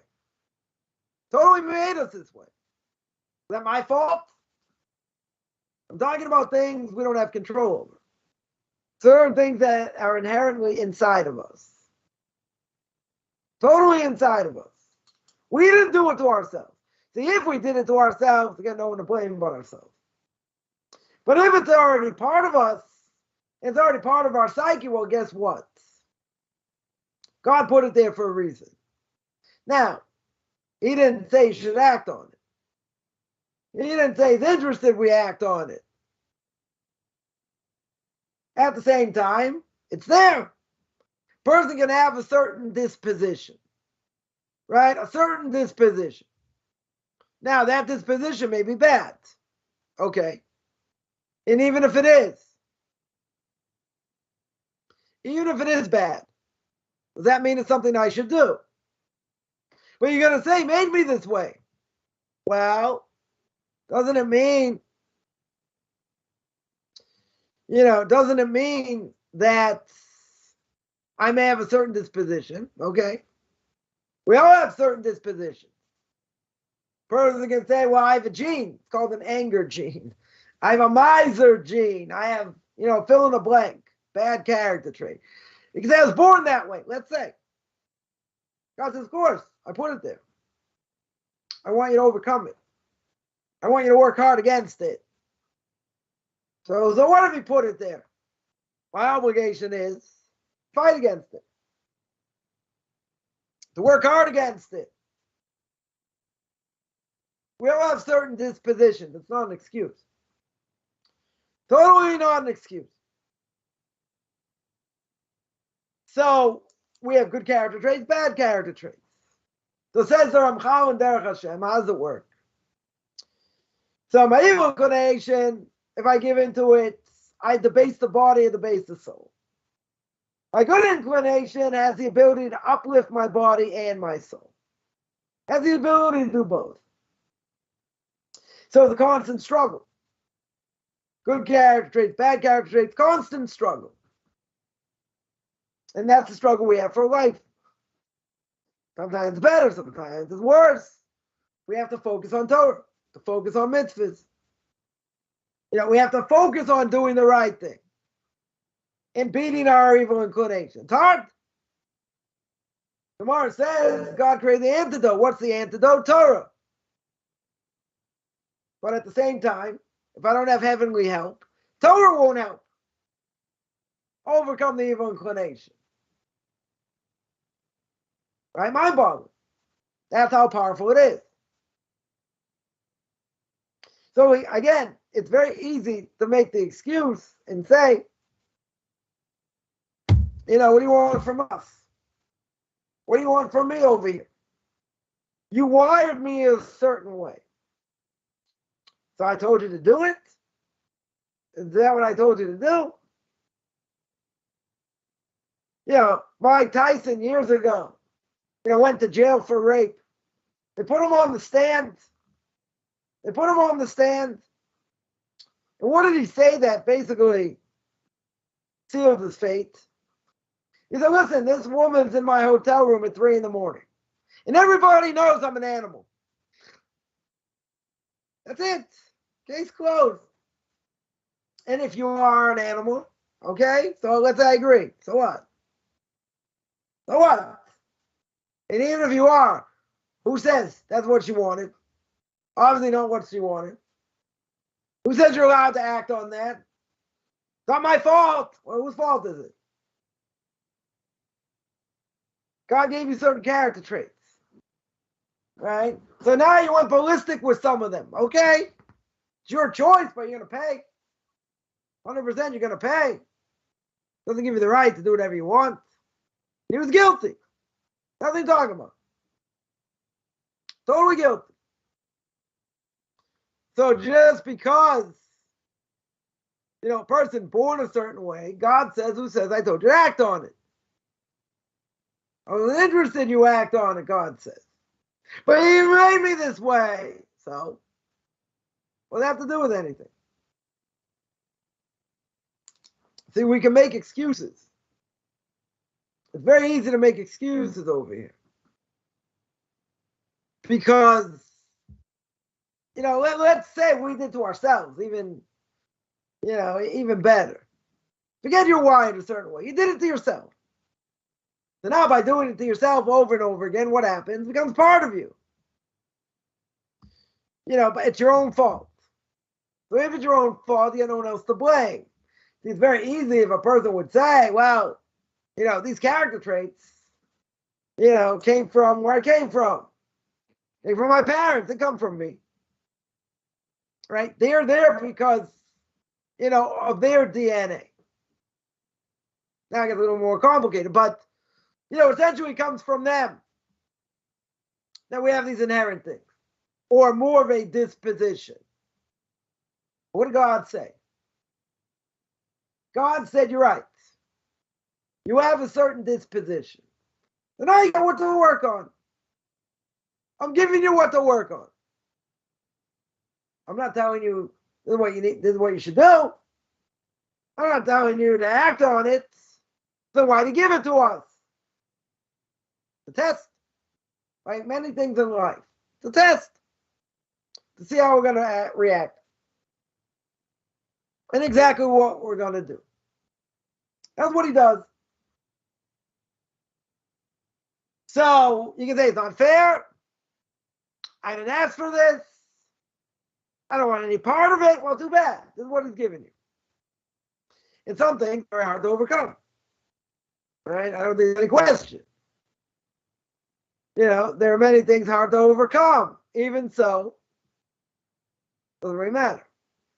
God says you have the ability to overcome. He never puts us in a situation that we can't handle. Even if we think we can't handle it. Right? He's never going to do that. So we have to work hard. That's what we have to do on a daily basis. Whatever's thrown at us, as we mentioned many times. Can't make excuses. We're very easy justifying what we do. Very, very easy. Problem is, doesn't mean it's okay. In other words, we do things and we say, well, this happened, that happened. So you justify it in any way. How is that okay? If God would say, fine, you got a good excuse, good. If not, we're in trouble. 100% we're in trouble. Right? How can we do certain things? So again, if a person does not have an anchor, a moral anchor, guess what? It's over.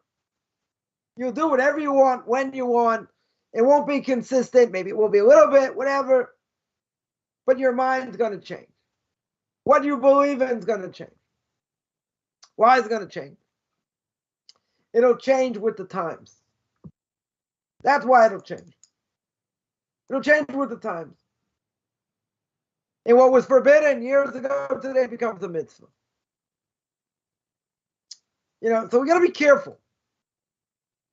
We got to learn to be careful. If we're striving for truth, the Gemara in Yuma says, God will help us. If we want to go in the wrong direction, God doesn't have to stop us. So the reality is, you can't make excuses. We do it all the time, though, but we shouldn't. It comes to Lashon Hara. comes to Lashon Hara, person will say, I'm justified. Look what the person did. Look what they said. Look at the person, let's say we agree. Let's say 100% we agree. So what? Doesn't give me the right to say what I want about them. Doesn't give me any right at all. Maybe there's certain conditions, maybe it's okay. It depends. But who says I have the right to say, oh, look what they did?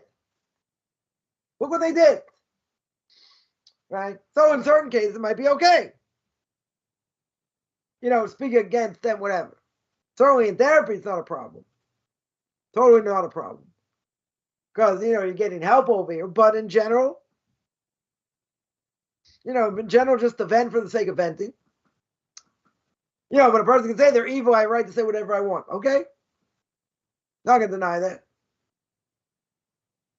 Is it a good thing to do? That's a different issue. Psychologists will tell you, well, it's a good thing. It's a good thing to get it out. Right? Just to get it out in general. And not keep it inside. So I hear that to a certain extent. But at the same time, doesn't give me license to say what I want, when I want, how I want. And that's not very popular to say. Because people say, but I'm justified. Right? Again, not denying one way or the other. Even if a person is justified, doesn't give us the right to do whatever we want. Now, if it's permissible, okay. But we said before, see, Torah is totally intertwined here. We said before, if a person does things, even if it's not permitted, right? Or let's say better, if it is permitted, and a person fulfills all the conditions, let's say, a person always has to ask themselves, is this helping me in serving God or not? You'll say it's getting out of my system, it's venting again. Does it make me a better person serving God or not? And if the answer is no, or potentially no, then you shouldn't do it. But I have a right. People will say, but look what they've done. Again, even if it's permissible. Okay. There's a limit. There's a limit over here. How much does it really help? Say, I'm angry and whatever. You got to get rid of the anger somehow. Yeah, but look what they did. And look what they... I agree. Even if I agree. We're going to work on anger issues. Right? And, part of the therapy would be, I would say, part of the, and again, I'm not a psychologist, so I guess you can take this with a grain of salt. But part of me would say that, understand comes from God and all that, and whatever I'm here to fix up or my soul has to go through. Well, let's remember one thing. Most people today, whatever they say, they're not holding by what the Torah says, what God says. They're not holding by any of this. So these people are insane. These people, I'm going to not be politically correct. I don't know if you want to put this on the Roku network, but I'm going to come out and say these people are retarded. Right? Not putting it correct. They're mentally challenged. Now I'll be nice. But these people, they're going to say something. I'm going to sit there and get upset. What am I going to get upset for? If someone with the 25 IQ comes up and hits me, knocks me down, whatever, says certain things, am I really going to take them seriously? Be annoying. Am I really going to take them seriously? They got 25 IQ, 10 IQ at best. Why am I going to take what they say seriously? Oh, but I got someone who's got a PhD, right? 5 higher and deeper. Or Papa has dough.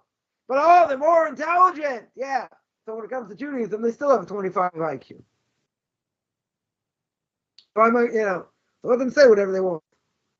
They want to make fun of my lifestyle. They want to make fun of this, make fun of that.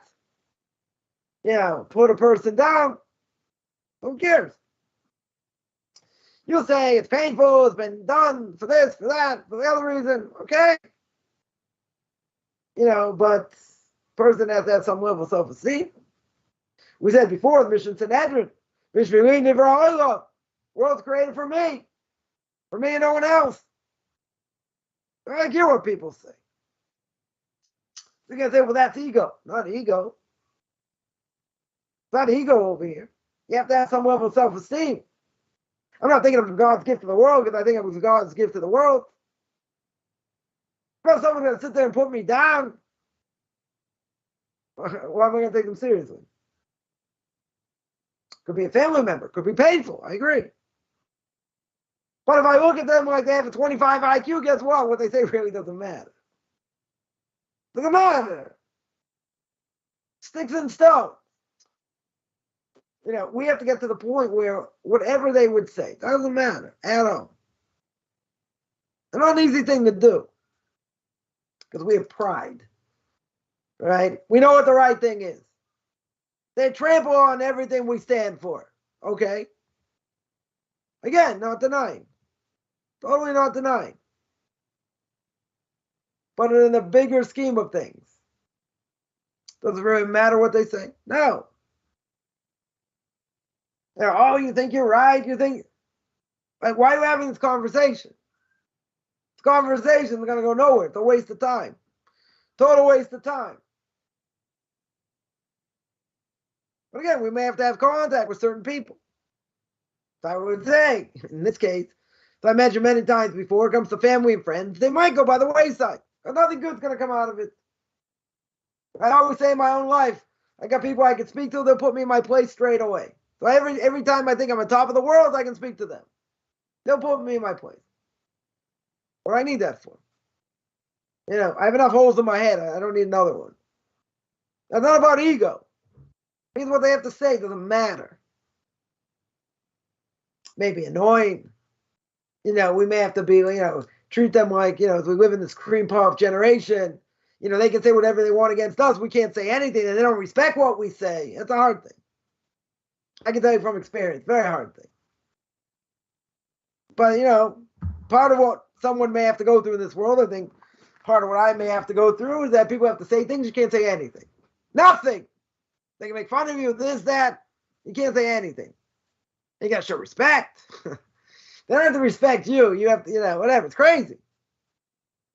It could be, again, part of maybe what I have to go through in certain things. But in the end, my purpose in this world is to draw close to God. So people like that are going to make you angry. You got to work on anger. We got to see things God's putting us in certain situations, or maybe we do it to ourselves also. But whatever the reason, we're in certain situations. We have to know how to react, what to do. Knowing what to do and doing it, two different things. 100%. 100% I would agree. They are two totally different things. Right? In the end, doesn't matter. We still have plenty what to do. It's hard. Person get beaten down in life enough, start believing what people say. Nobody is in this world not for a purpose.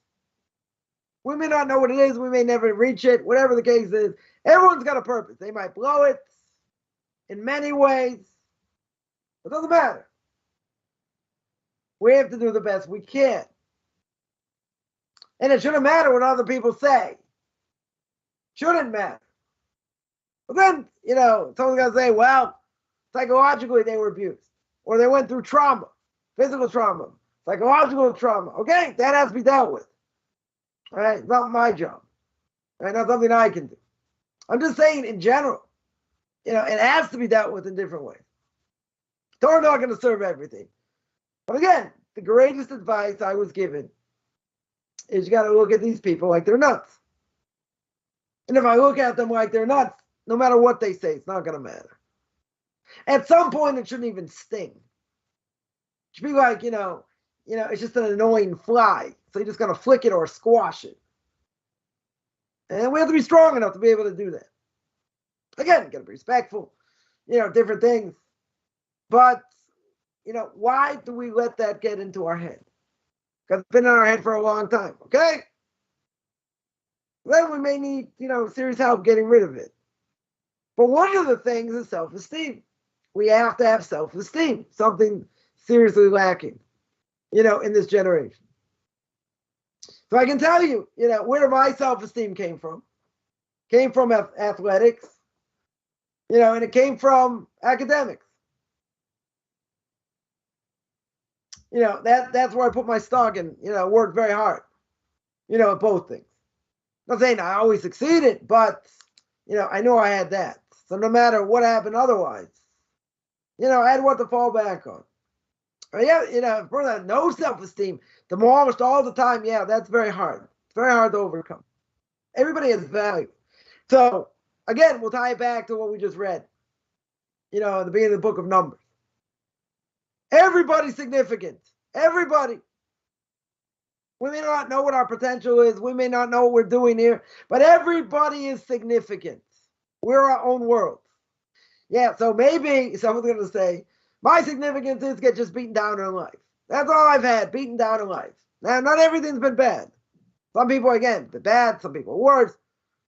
It's not bad forever. Depends what we do. Depends how we, take ourselves out of it. And a person may need other help to do that. But see, nobody's just put in this world, just to go through such terrible things and never overcome anything, right? That doesn't make sense. Now, it could be their soul has to go through certain things, right? In order to be, punished for whatever it did, etc. That could very well be. That could be painful at many different levels, whether physically, psychologically, all kinds of things. But as the Ramchal says in Derech Hashem, even if a person has it hard, it's not hard forever. Right? It shouldn't be hard forever. Because even when bad things happen, it's limited. God can either nip it in the bud where it's not going to have any effect, or it can have an effect, but it's not going to have, total effect. God can stop it whenever he wants. But then you're going to say, but what about what the damage is done? Okay. Question is how you deal with the damage. Right? That's the whole question. Right? But in general, we could go down the wrong path. We could, be misled. Right? I know somebody, I'll just throw this out. Just throw this out there. I know somebody that got certain advice, how to deal with his kids in different ways. And bottom line, got bad advice. Right? Bad advice, and two of his kids are, to say they were struggling with Judaism is an understatement. So, but he got bad advice. Right? Totally bad advice.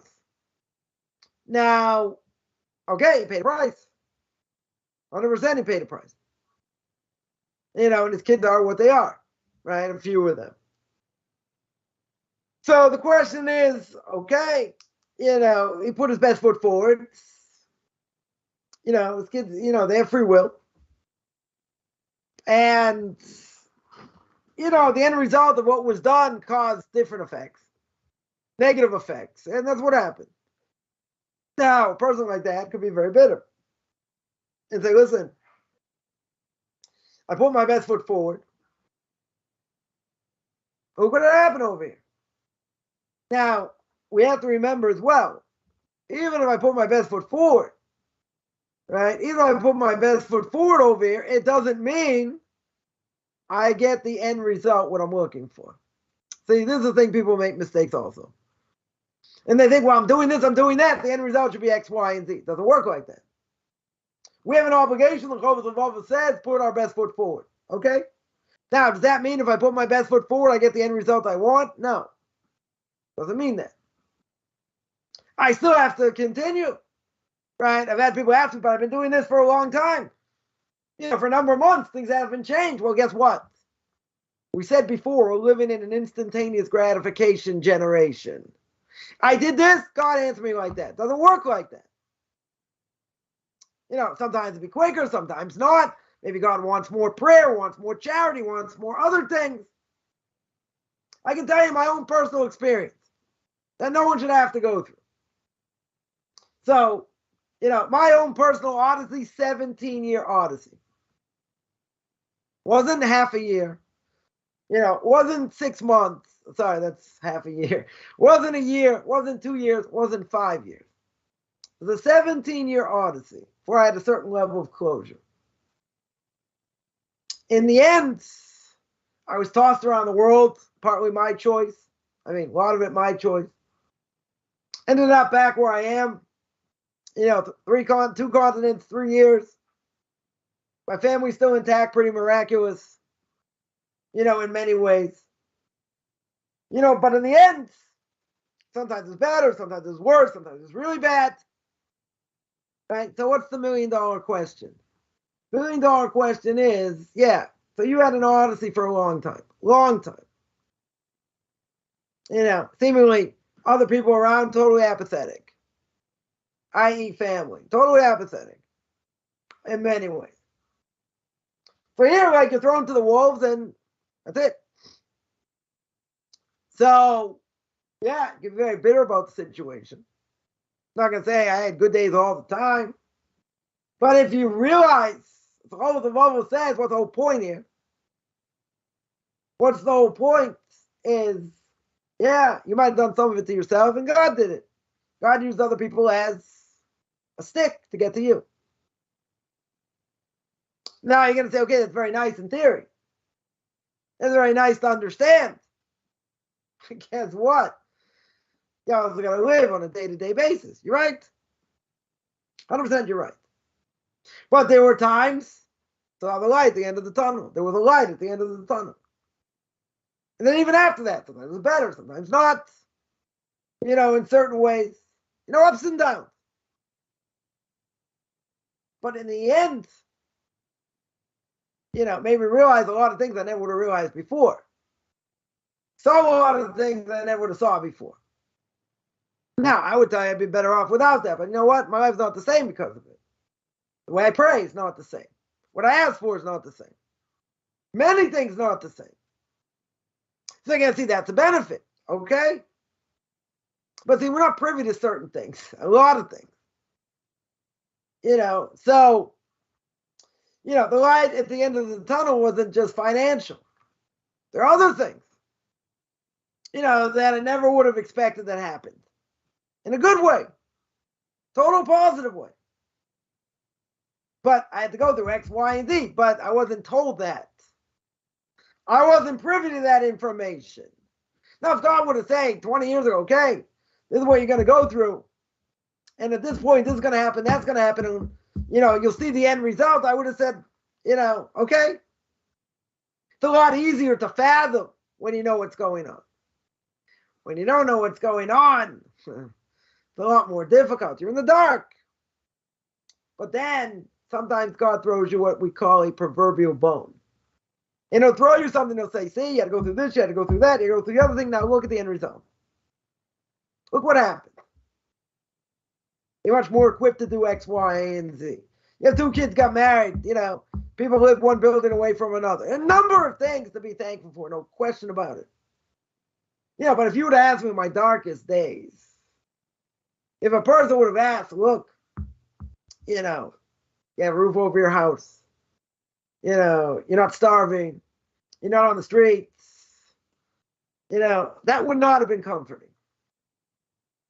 Because when a person's down and they're kicked in the head on all sides, and they're really feeling bad, they can't hear that. But don't you really know? As long as they, but look what the Avos says. Look what he brings down and duties of heart to the gate of Bitachon. Proper faith in God. And said, well, this person's a stick, and this is that. And then someone says, but, these people are insane. What are you taking what they say seriously anyway? And what do you care what other people are doing? So, a person has to be taught. Some people take shorter time, some people take longer time. Depends what they've done. But I hear I'm going through this for a couple months. Okay. So pray, God takes it away. Say more Tehillim. Say, give more charity. Now, is that a guarantee anything's going to happen? No. But it ends eventually. For most people, certain trials end eventually. Some people will take shorter, some people will take longer. Depends what it is, depends on a million different factors. Right? But even if it's hard and this and that, you can see the light at the end of the tunnel. You can see there's goodness there. Even if you're going through pure hell right now. You'll see in the end. You'll see in the end, okay, what did it lead to? Right? I know some people, unbelievable self-sacrifice. Can't even tell you what self-sacrifice was, and God opened doors. Doors! Financially and spiritually. Financially and spiritually. We're going to say, but the person went through hell before that, 100%. God opened doors. Totally opened doors. It's a whole different world now.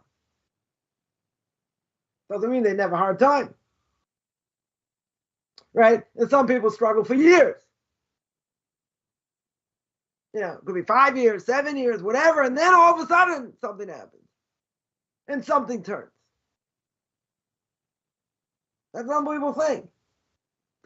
But I say, what about the 7 years before? Again, if a person's really a God-fearing person and they believe in God properly, so your prayer is going to be different. You're going to appreciate every little thing you have because you don't have that much. And you're going to appreciate every little thing. Sometimes it's better, sometimes not. But you're not forsaken. I can tell you personal experience. Things I was like, really down or whatever, that what's going to be, boom. God shows me something. Or something happens, like out of the blue. Sometimes, sometimes more expected, sometimes less expected, sometimes totally not expected. So the point is we never give up hope. Gemara says even if there's a knife at your throat, you don't give up hope. Because God could change anything in any second.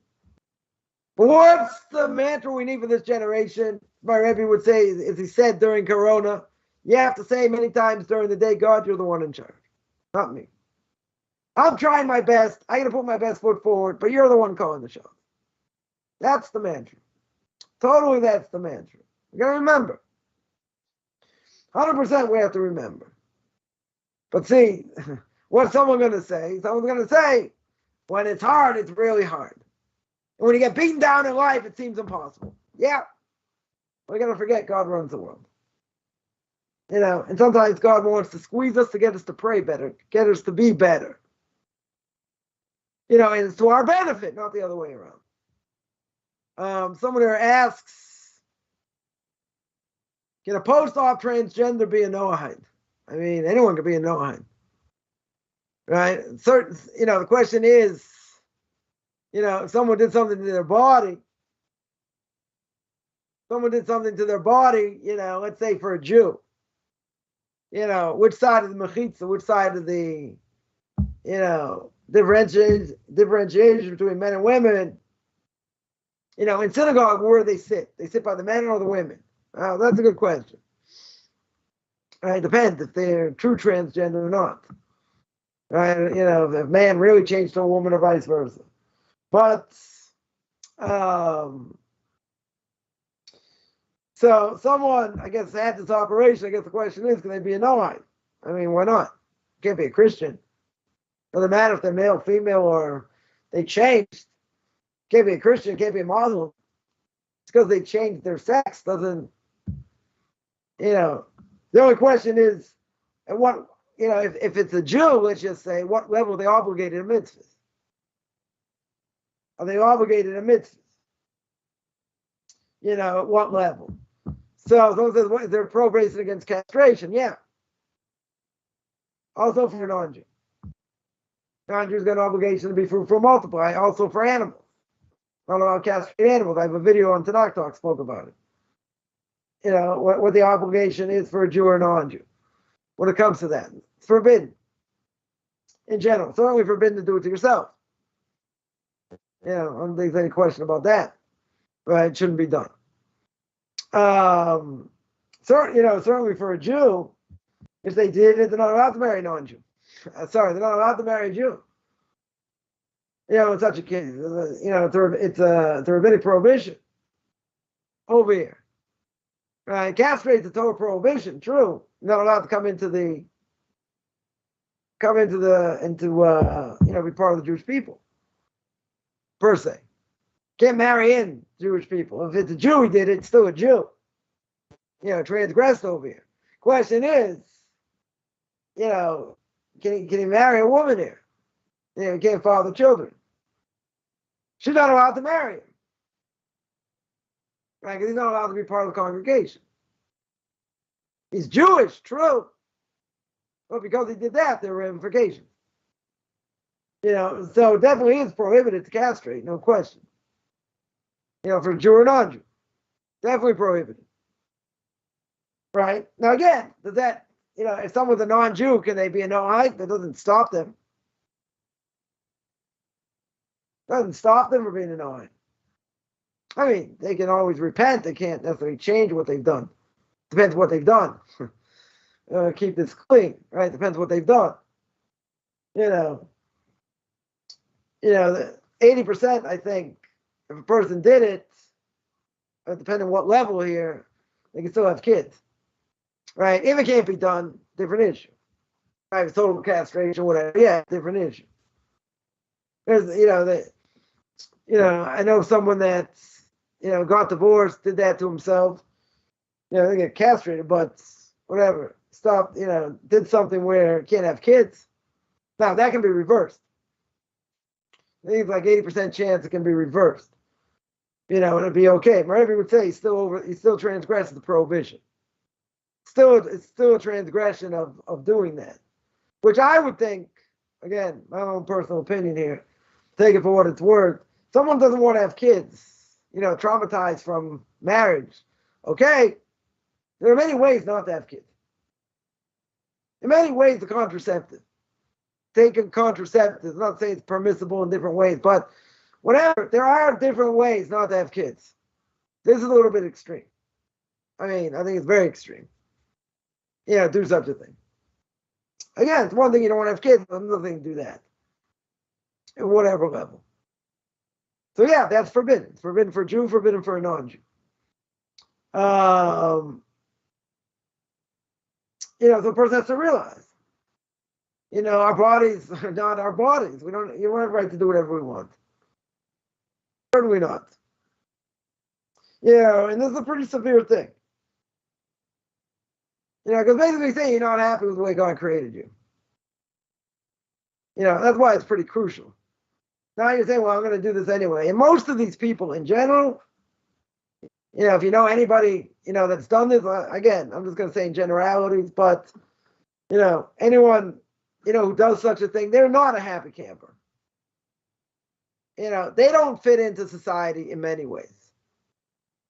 So they do this for whatever reason, but there are issues. There are many psychological issues here. Not that someone decides one day, okay, I'm not happy. I'm not happy being a man or a woman. And they go and do something to change. There are a lot of issues going on. And even if they do change, I'm not convinced they're happy. Right? Maybe some more, some less, but they're not going to promote happiness forever, for sure not. Because there are issues there before, and people they don't fit in, or they feel like they don't fit in. So now they're going to do this. They're going to do something in an extreme way. Okay, and so it doesn't mean they're happy, no question. I mean, they're miserable people, a lot of them. Because they don't fit in anywhere. Or they don't feel like they fit in. So, again, it's one thing, I guess, you want to cross-dress, which is forbidden for a Jew, certainly, in the Torah.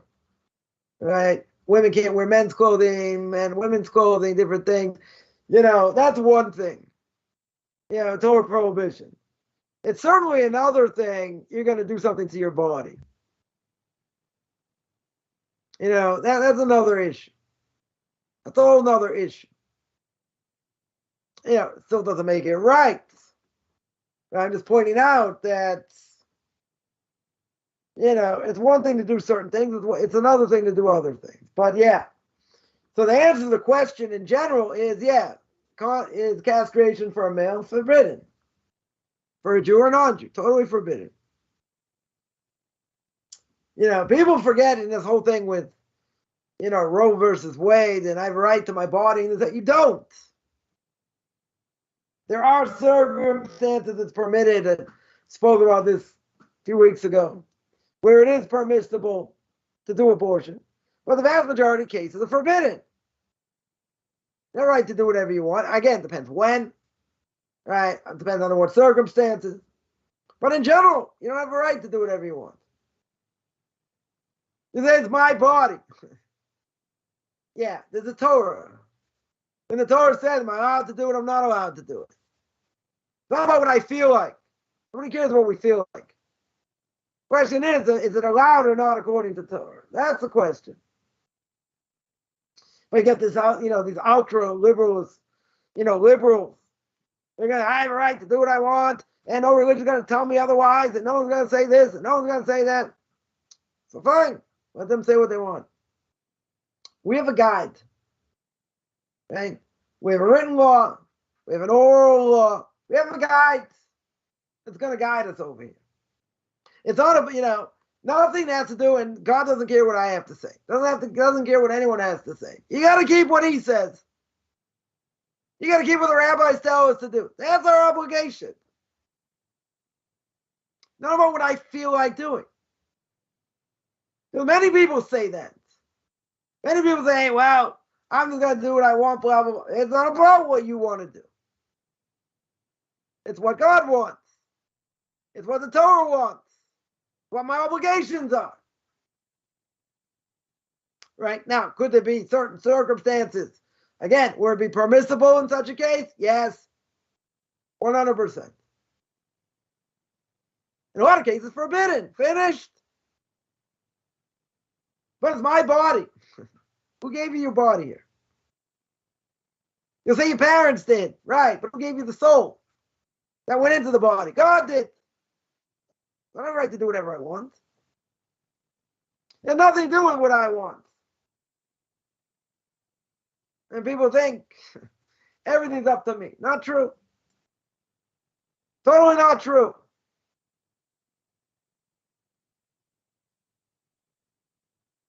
It's a serious mistake over here. Totally serious mistake. Right? Nobody cares what we think. It's about what we do.